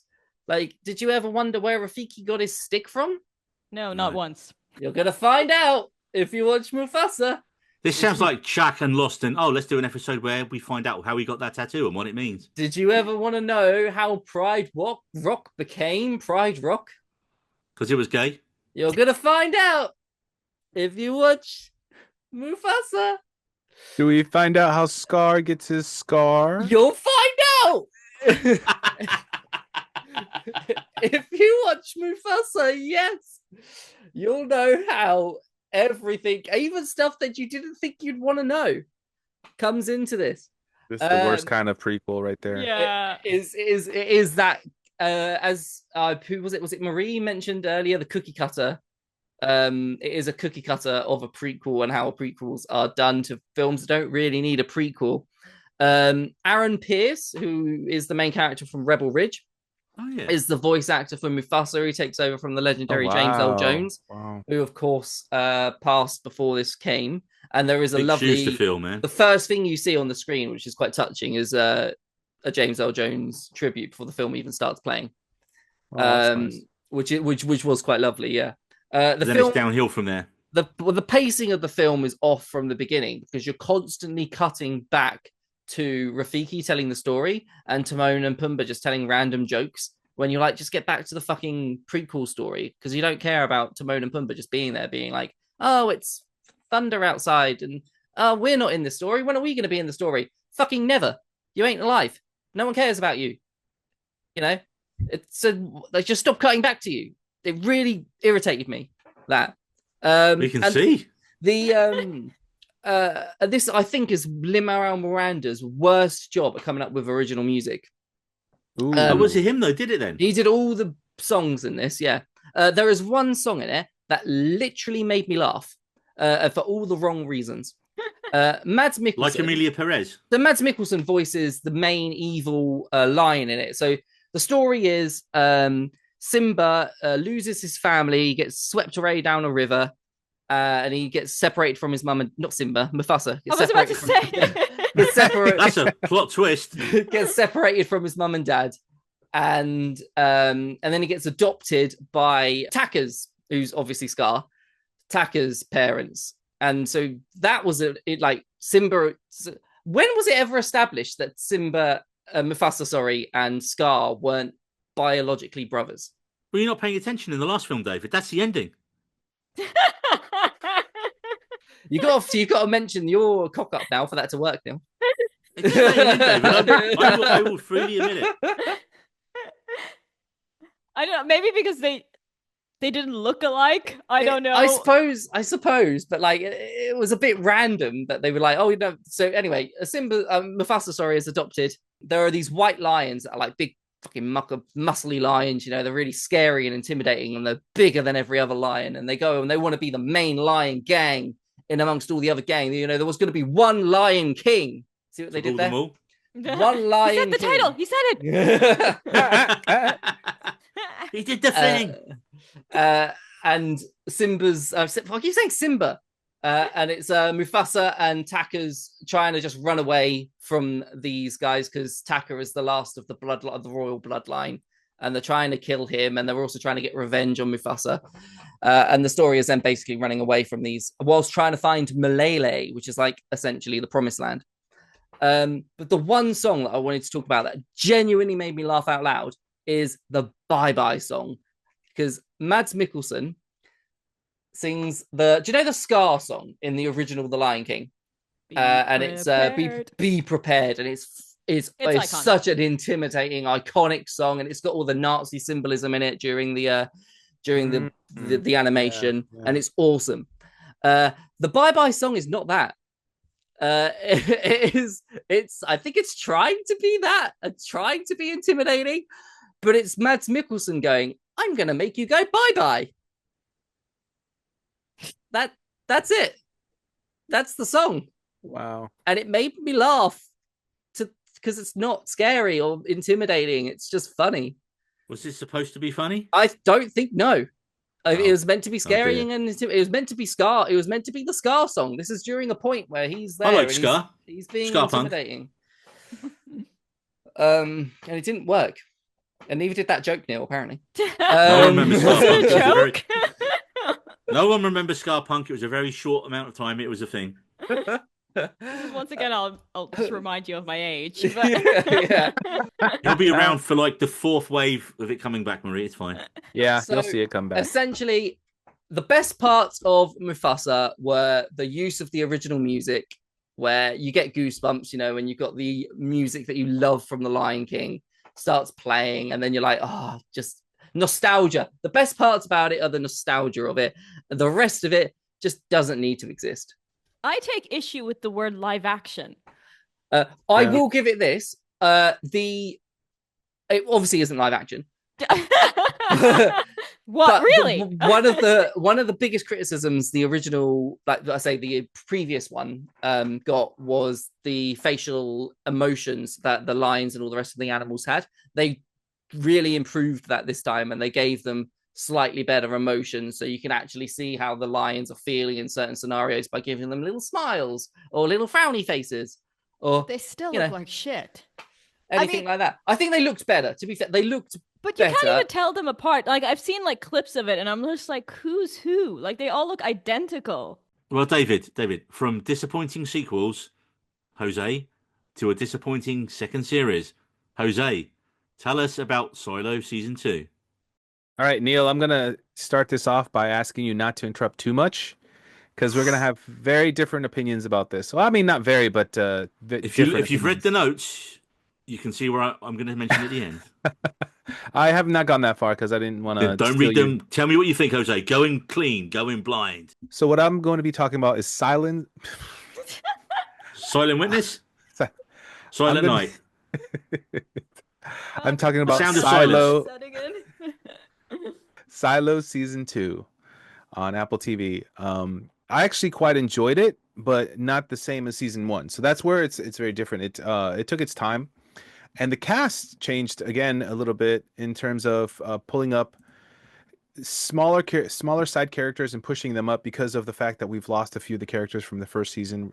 Rebecca What's the show Ferguson about, though, quickly, Jose? is about a community living underground in a large silo. So it's a circular tube building, living in space. And it's set in the future where we don't know why they're in there. We just know that outside it is potentially deadly. And a lot of the drama comes in, is it really deadly? Or are they just using that excuse to keep people inside? Yeah. It sounds And- like that 13 Cloverfield Lane film. Or the It is a bit, but not as much horror. More of a psychological suspense. Not too much thriller, but some. And just before you jump in, it's also like the first episode of Fallout if they didn't leave the vault and didn't have any comedy. okay. It Yeah, was 10. It yeah. was 10 Cloverfield Lane or 13. Yeah. Good use of good try though. You Google. Going into season 2, it is a bit of a step down from season 1. If you look at the cast from season 1, Rashida Jones was a big part of it. David Oyelowo and Will Patton were part of the main cast. And in season 2, a lot of the secondary characters, and to no fault of their own, Remy Milner and Shane McRae really step up, and even Abby Nash gets a larger role with Shanaza Uche. I don't know who they are. Yeah, see, that's the problem. Is Yeah. they're not bad at their acting. They're just their characters aren't given juicy roles. They're just parts of the cogs, of the system. Yeah, I mean, the thing is, Rebecca Ferguson's the main character in season 1, and she discovers as the season goes on that maybe outside isn't as deadly as they think. And then, of course, the powers that be, Tim Robbins, who's head of... I love how the main villains in season 1 are called the head of IT, and it's Tim Robbins. You got the mayor, which is kind of like a figurehead role, but actually the people in charge of IT are running the silo, and they're the real kind of like villains in it. And when they find out that she's found out this information, they're like, yeah, sure, you can go out. And they make a load of shit up. So it looks like she's kind of broken the law. And that's kind of how season 1 ends, where they send her out, and you're like, oh, is she going to live? Is she going to die? Mm-hmm. I mean, the show's been renewed for seasons 3 or 4. Rebecca Ferguson is the star and the producer. I don't think it's a spoiler to say she's not going to die at the end of season 1. And of course, when we were talking about this on a previous episode, we were speculating, well, how would it start? How would it end? And I think we guessed right, Jose, because we said she's just going to get out there and find another silo. And that's exactly what happens. And then this is the problem season 2 had for me, was that for almost the whole second series, not all of it, but a large chunk of it, it is just Rebecca Ferguson. It's 8 episodes, Jose. 8 episodes before other stuff happens. For 8 episodes, she is the B storyline in her own show with Steve Zahn in another silo. And nothing interesting at all happens in those 8 episodes. Which then means exactly what you were saying, mate, that the smaller side characters from Silo Season 1 suddenly have to be brought up, and we suddenly have to find reasons to care about them. And they're trying to do the whole Snowpiercer thing of, it's the poor people down in mechanical versus the richer people who love on a higher level. And the problem is, because you haven't set up who these people are, you don't care. Yeah. And I mean, if it were to have started with season 2, it would have been a fine show. Rebecca Ferguson would have been a nice addition, but because season 1 honestly was so much better, yeah, it just kind of feels like a letdown almost. And it's not because anything isn't particularly bad. It's just that it shows you how important it is for good actors to have good backstories. And like Rebecca Ferguson's character has so much backstory throughout season 1. And then you see a little bit of character development in some of the other seasons. 1 or 2 flashbacks, isn't there, in season 2? And then it's just all on what's happening in their silo. Yeah, you're kind of getting more into how the silo works, but it just isn't enough. It just. Do you remember, like, when I think it was I watched episode 2, I was like, there is no Rebecca Ferguson in this episode at all. I am done. I am out. This show has offended me. Yeah. And it was too dark as well on those first couple of episodes. And I mean, when I was editing our most recent episode, I had a little rant about how the show had absolutely jumped the shark, and I was just done with it, and I was over it. But then I watched the last 2-3 episodes, and it got good again. Yeah, it pulled me back in. Just when I thought I was out, they pulled me back in. Yeah. So from halfway through around episode 8, episode 9, the status quo of what we've been watching with them in their silo absolutely changes, and it just throws the show off into a new direction. And suddenly it's like, oh, it's almost like the show remembers, shit, we better do stuff now because we've only got 2 episodes left to wrap up the season. Yeah. And episodes 9 and 10 was suddenly really fucking good. And as much as I complained about the characters being bland and not caring, actually I was wrong. I was so wrong, because when this whole storyline of what's happening in the original silo builds up to a head towards the end of the season, especially with Tim Robbins' character, who's kind of like the main villain of the piece, as that develops, you're just like, holy shit, no, this is really good now. There's turns, there's twists, there's betrayals, I was like, oh, and I realised that although if the show hadn't taken such a slow time to get there, this last couple of episodes wouldn't have had the same effect. Where you're just like, holy shit, and like if it had started with that, absolutely, we wouldn't have had it. So it brought me back in, and now I am more concerned with the main silo characters. And like I say, the season ends on such a massive cliffhanger that you're just like, okay, well, how's that going to happen? But then I was like, okay, if the show ends now, that is a hell of a not ends, because I know there's season 3 and 4. They've confirmed that, but like, okay, that is a brilliant ending for the season. Like, that is cliffhanger. Yeah. I'm in. Give me season 3. Get it in my eyeballs. But then there was another scene after the cliffhanger. Yes, that last scene I really liked. That last scene, Jose. I really liked that last scene. That last scene absolutely turns the whole show on its fucking head. Like, we are. No, I won't even tell you what it was like, because if I gave you a comparison show, you would be expecting something like that. So no, just when you get to like the big final scene, there's another scene after that. Watch it, and you're just like, that's really bad for a live podcast. I just realized me just staring at the sun, looking stunned. Yeah, Neil, for the record, just had his jaw open and saw in shock. So for those of you just listening and not watching, that's what happened. I'll probably just cut that though, Jose, to be fair. Ah, damn it. All right, I'm just impressed that you were awake for it. Me or Jose? No, Neil, that you noticed the last scene. Yeah, right? Cool back. Check your WhatsApp as well, Neil. I posted. No, I saw you. I didn't on purpose, because you sent that when Marie was reviewing A Real Pain, and that is rude, David. It's just rude. It was. You send messages rude when someone else is doing a review. I was still listening though, Marie. I promise. So now we've done our reviews. Now we are doing our what we've been watching section. Is there anything else you guys have watched that we haven't talked about in the last month? Jose, you had your hand up. Yes, everyone's got their hand up. Jose, go first. I just want to quickly say I started watching Superman and Lois from the CW. Started 2021 with 4 seasons. I've seen clips from the show, and it's really intrigued me because it seemed to take an interesting, grounded, so to speak, take on the Superman Superman character. I'm enjoying it, but it is definitely a CW show. I'm like, oh man, you can tell who they're pandering to, and it's like, okay. Every episode, I just have a moment of just like, oh God, really? But overall, I'm enjoying the show. So that doesn't sound like you're enjoying it. Yeah, it's little things. It's little things to be honest, the budget looks really high for a show on the CW. Granted, I completely missed the Flash universe, so I have no idea in comparison to what it's supposed to look like. The Flash started so well. Season 1 of the Flash was the best version of the Flash that exists. Yeah, and then they just dragged it out too long.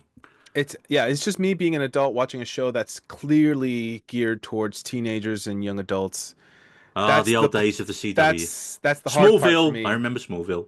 Yeah, but I mean, I honestly think this show is actually really well done. I commend Tyler Hoechlin for taking the mantle of Superman. I think he not only looks great. It is a little weird that when he smells Superman, great. He smells great. Yes. Don't ask how I know. But yeah, I think they have an interesting take on when he's just Clark Kent, he's his regular size, but then when he's in the Superman uniform, you can clearly tell he's padded up. But I think it works for this kind of show. It's just fun. Are you going to watch the whole thing, Jose? I'm going to watch more. I think I'm going to definitely make it through the first season, and hopefully that'll entice me to watch all 4 seasons. I know that when the finale aired a few weeks back, or about a few months back now, everyone was raving about how brilliant it was. So I feel like you have to watch it now and tell us. Yeah, I think I did receive a little bit of a mini spoilers from some of the posts Oh, it's talking not about mini the spoilers. You finale. know what happens. You know what happens, Jose. Yeah, I just don't want to It's not get a to mini it. spoiler if you know what happens in the show finishes. Anyway, Yeah. David, anything else? I want to talk about Wicked, but I really want to hear what Dad to Dan is, because I want to know more about this turbo granny that steals a boy's penis. Right, and I will tell you Sorry, about that in a what? second. It's Yeah. in the What? notes, and I just need to know about it. Okay. So before Castlevania, the first anime of the year I watched. I mean, what the fuck? It's a show called Dad. No, it's called Dan Da Dan. So Dan Da, then Dan again. It is a proper anime because I don't think anyone in the Western world would ever make any show like this. It is about. It's got demons. It's got aliens. It's a high school romance. It's got a demon called Turbo Granny who wants to steal a boy's penis. It's got aliens who want to steal his banana. It's crazy. There's a subplot about regraining his testicles at one point, and it's just insane. The show is so insane and tonally bizarre. And then halfway through the season, you get an almost standalone episode that explains a ghost's backstory, and it is one of the most chopping onions thing I've ever seen. I was like, how is this shame show that's doing really bad comedy about missing testicles suddenly has me on the verge of tears because they're telling me this ghost backstory? You're just watching the show going, okay, insanity. I can't turn away though. I'm going to keep watching it. And then they put this really emotional episode right in the middle. I was like, what? But then it's such a strange show. It's got an absolute banger of a theme song. I have no idea what it means or what it is because it's all in Japanese. It doesn't even. The show is so full of itself in a good way. It's so ballsy, pun intended, that there's this weird sequence at the end of every episode with a cat using a blow dryer on its face. And I'm like, what's that got to do with anything I've watched? Like, it's 4 or 5 episodes in, they finally explain who that character is and why he's doing that. It's like, there's only eight or 9 episodes in the season. He's just like, the fact that it doesn't, we don't need to care that. People are going to watch it. And like, honestly, it's really worth it. If you want something so utterly bizarre, I mean, this is bizarre for me. I feel like Marie's going to watch this and go, it's tame, it's fine.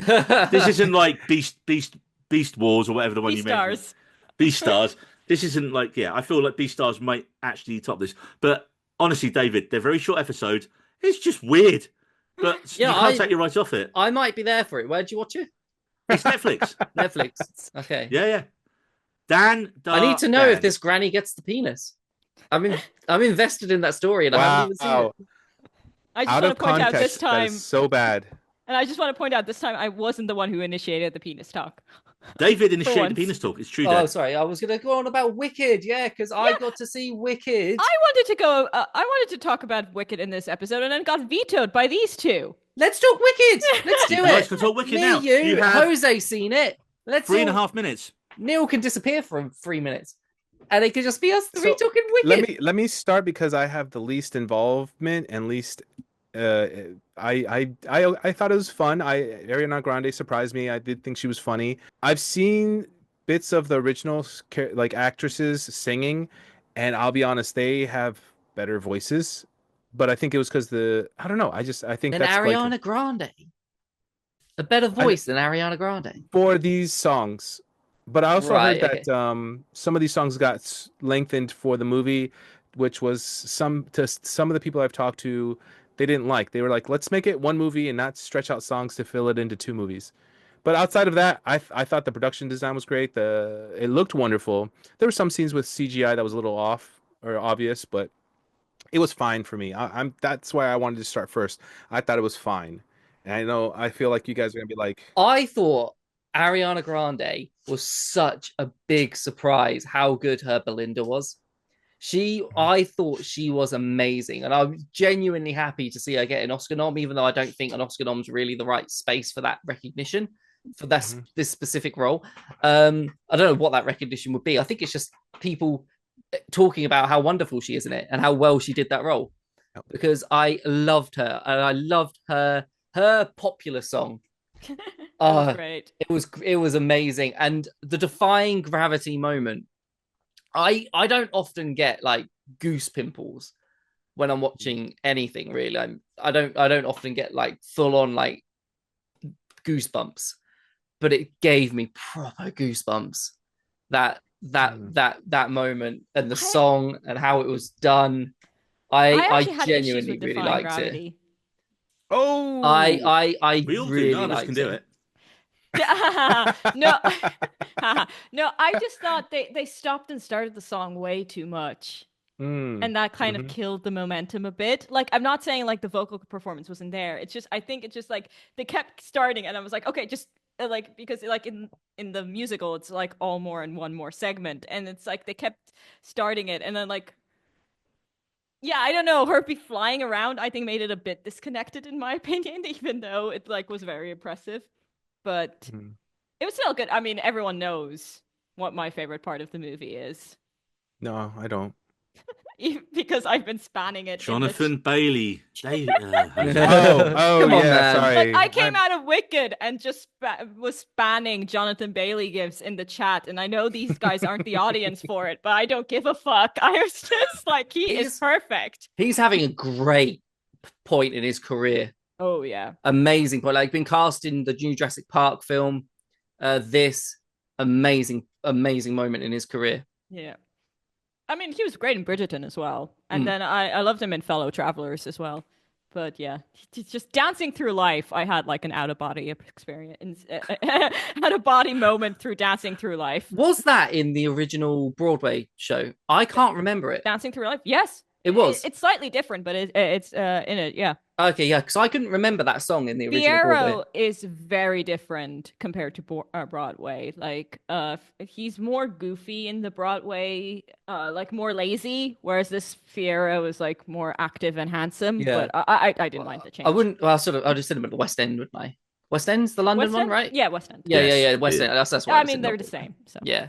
I loved that they had the original Broadway cast though in the film at one point, and I loved that little bit, and they were even playing a play. Like, everything about that was I liked. Yeah, I love the little nod, the little reference. Was it like the Shaun of the Dead bit where they bump into the other team walking past them? No, no. Well, sorta, but yeah, not too dissimilar, I suppose. They had a little bit more in it, and they did some singing. Yeah, which is nice. Yeah, of course.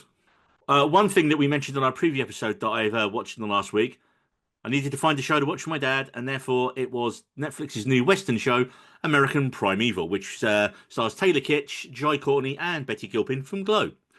And this is a tale of a woman and her son trying to make it to her husband, who's in a different town for some reason, over dangerous territory filled with Indians, rogue soldiers, and militant Mormons, which I did not know was a thing. That there was a war with Mormons. I thought Mormons were like the super, like, relaxed people and chilled out. This didn't happen in the Book of Mormon, did it?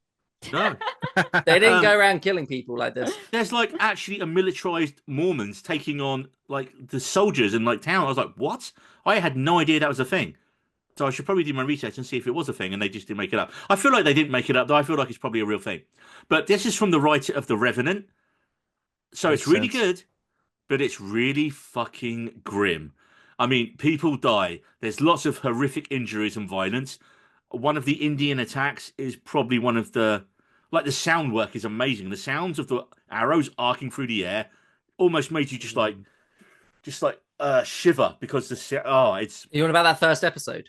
Yes, the first episode. Yeah. That was a hell of a... It was almost like a war with bullets. It was Saving Private Ryan. And, yeah. That kind of holy shit. Okay, and it was also like, where the fuck are all these arrows coming from? Just in general, there's so many arrows. But yeah, I mean, maybe doing The Revenant over 6 hours isn't a good idea. Like, look, it was so brutal, but I think I see death, misery, torture, violence, death in the Old West. That is not the perfect January viewing here in the UK when it's just dark, wet, and cold every day. I feel that's like a more me problem than the show's problem. And I will say, as we always say, Jose, Taylor Kitsch is fucking awesome in this, and put him in more stuff. Yes, he had 3 really bad shit movies in a row. That wasn't his fault. Not his fault. Just because he was in Battleship, John Carter of Mars, and his really bad second series of True Detective. It's not his fault. He's a good actor. Do you know what? I actually had trouble telling who was who in this, because almost every actor has a giant beard and a mustache and a hat on. I was like, is that Joy Courtney? Is that Taylor Kitsch? And Dane DeHaan's in it, who we haven't seen in anything for ages. And the only reason you can tell is because he's got a really recognisable face. I was like, that's Dane DeHaan. Where's he been for a little while? He was really fucking good. But yeah, it's a really good show, but it's very grim and just, I don't know. that is my main takeaway. This was grim, but you might enjoy it if you're looking for something depressing and murdery. Then that's your show. It's definitely a funny instant screen out around Blue Monday. Like not Yeah, the yeah, right. not the show for Blue Monday. Definitely not. Marie, what are you going to finish the show with today? Right, I'm just gonna do this really quick because we'll probably revisit this once Neil finishes as well. But my recent new obsession, a show called Pantheon. Mm. This show is like it blew me away of how good it is, especially because it's just so like it's started to get a cult following now, but when it came out, it was very, very unknown. I only heard about it because of my brother, and that is selling a show to me. My brother, he's Ron Swanson. If there's a choice between watching TV and building furniture, he's gonna build the furniture. So when he told me that he sat down and saw the entire complete series, like the first series in one night, I was like, Wow. okay, I need to check this out. And he was right. This is just classic good sci-fi. It is really good sci-fi. And if you love sci-fi and if you love Black Mirror, especially the episode of Black Mirror, the combination of where the episode with Ginger Gleason when he comes back to life, and other Black Mirror moments. I cannot think of which one the other episode that reminded me of it, but it's really good, and I finished it last night, and I'm kind of upset about it because I can't spend more time with these characters, and now I'm sad. I have the second series to go. I watched the first series is on Netflix in the UK. The second series isn't anywhere in the UK at all. It's one of those cases where the second series got cancelled while it was in production, and then it got bought by Amazon, but you can only watch it on Amazon Prime New Zealand or Australia. Because I looked into this. Wow. Okay, so I need to go to Australia or New Zealand to finish watching the show, is what you're telling me. Yeah. Or Or at make least your on the computer plane think- near there. You could just make your computer think it's in Australia and New Zealand. Yeah. Jose. But yeah, and be warned, Neil, season 2, every single episode ends on a cliffhanger. Like every single A one. lot of them ended on cliffhangers. in Yeah, the but first season series, 2 brings it to a whole new level. Like these cliffhangers. I mean, you are recommended killing this to me. Yeah. You recommended this to me like less than a week ago, and I have done the whole first series in that time. I am going to start season 2 tonight, right after this. Here's a question to maybe ask something that's obvious. Is it done, or do you think Oh yeah, they'll no, add it's on? done. It's done. I'm distraught, but at the same time, I'm like happy how the story ended. But Okay. it's one of those where I was thinking, am I too stupid to get this? And I think I figured shit. it out. Well, after my views on presents earlier, I might have to watch this show 3 or 4 times. So That's we'll funny. see.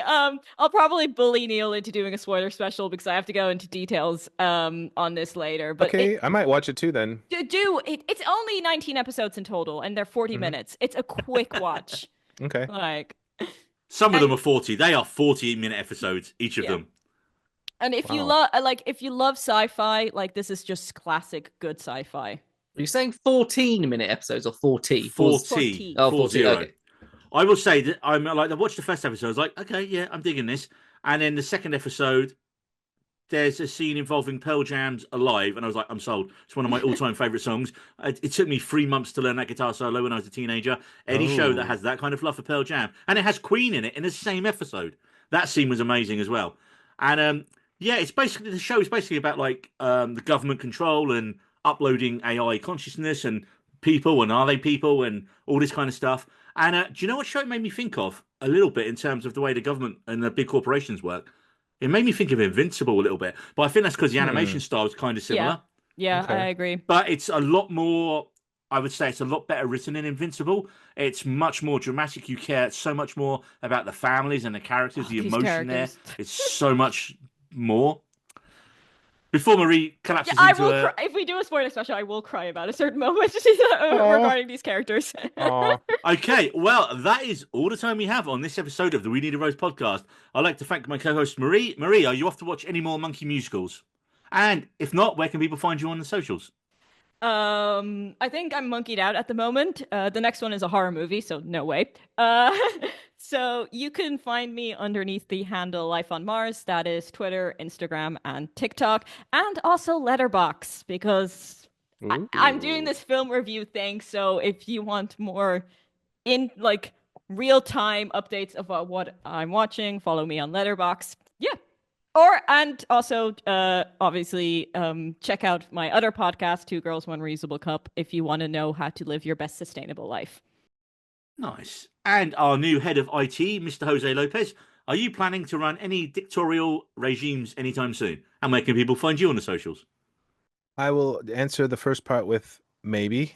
If you want to find me on my website, it's jlopezphotos.com. No photos of J-Lo or her weddings. Neil, I'm disappointed. Where are you? He's not on it anymore. I've run out of J-Lo jokes, Jose. I've done the films. I've done her songs. She needs to do a third thing so then I can then reference them for you. Yeah. J-Lo, stop being lazy. Go and do something else. And just for more of my lifestyle / portrait work, you can find me on Instagram at joselopezphotos.com. Or you can find me at Jose Lopez Photos on Instagram. And David, well, I'll be seeing you in a few days at Cineworld Secret Screaming. And that will have happened. I know. As we record this, but by the time this episode goes out, it will have happened. And what film are you hoping it's going to be? I'm hoping for Companion. Or The Monkey? Or The Monkey. But it's going to be Companion because I think it comes out sooner. That's my theory. This is like a once in a lifetime moment for the podcast. I think I've been to Cineworld as much as you have in the last month. Yeah. We've been to quite a few of the same screenings. Yeah. And the only ones I think that don't cross over, you went to see Mufasa and Wicked. Yeah. And I went to see A Complete Unknown and something else that I can't remember. I know. So it's like this is the first time thing where we've. And then Monday we've got our secret screening. Well, as you say, hopefully. I'm trying to find Marie on Letterboxd right now. Okay, well, can we do that afterwards? Okay, yeah, let's do that. Right, yeah. Sorry, Marie, I was plugging your Letterboxd again. And David, where can we find you on the socials? You can find me at We Needed Roads on Instagram, where you should totally follow us and find our amazing new segment where we do dark, scary. Neil's gonna mug me.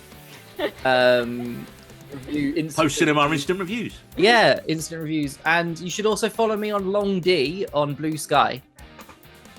No one should do that. It's going to be funny. It's a trick. It's a trap. It's That's two L's. Followed with OnlyFans. We're good. There's two L's. There's two L's in long. It's Long D. Doesn't make it better. Actually, it does make it a little better. Extra L. And you can find me at Needed Roads on Twitter. I forgot the we. Neil Gregory 78 on Instagram and Neil G78 on Blue Sky. Right, I'm off to find a screening of The Brutalist somewhere in this godforsaken country. See you next time, folks. We Needed Roads.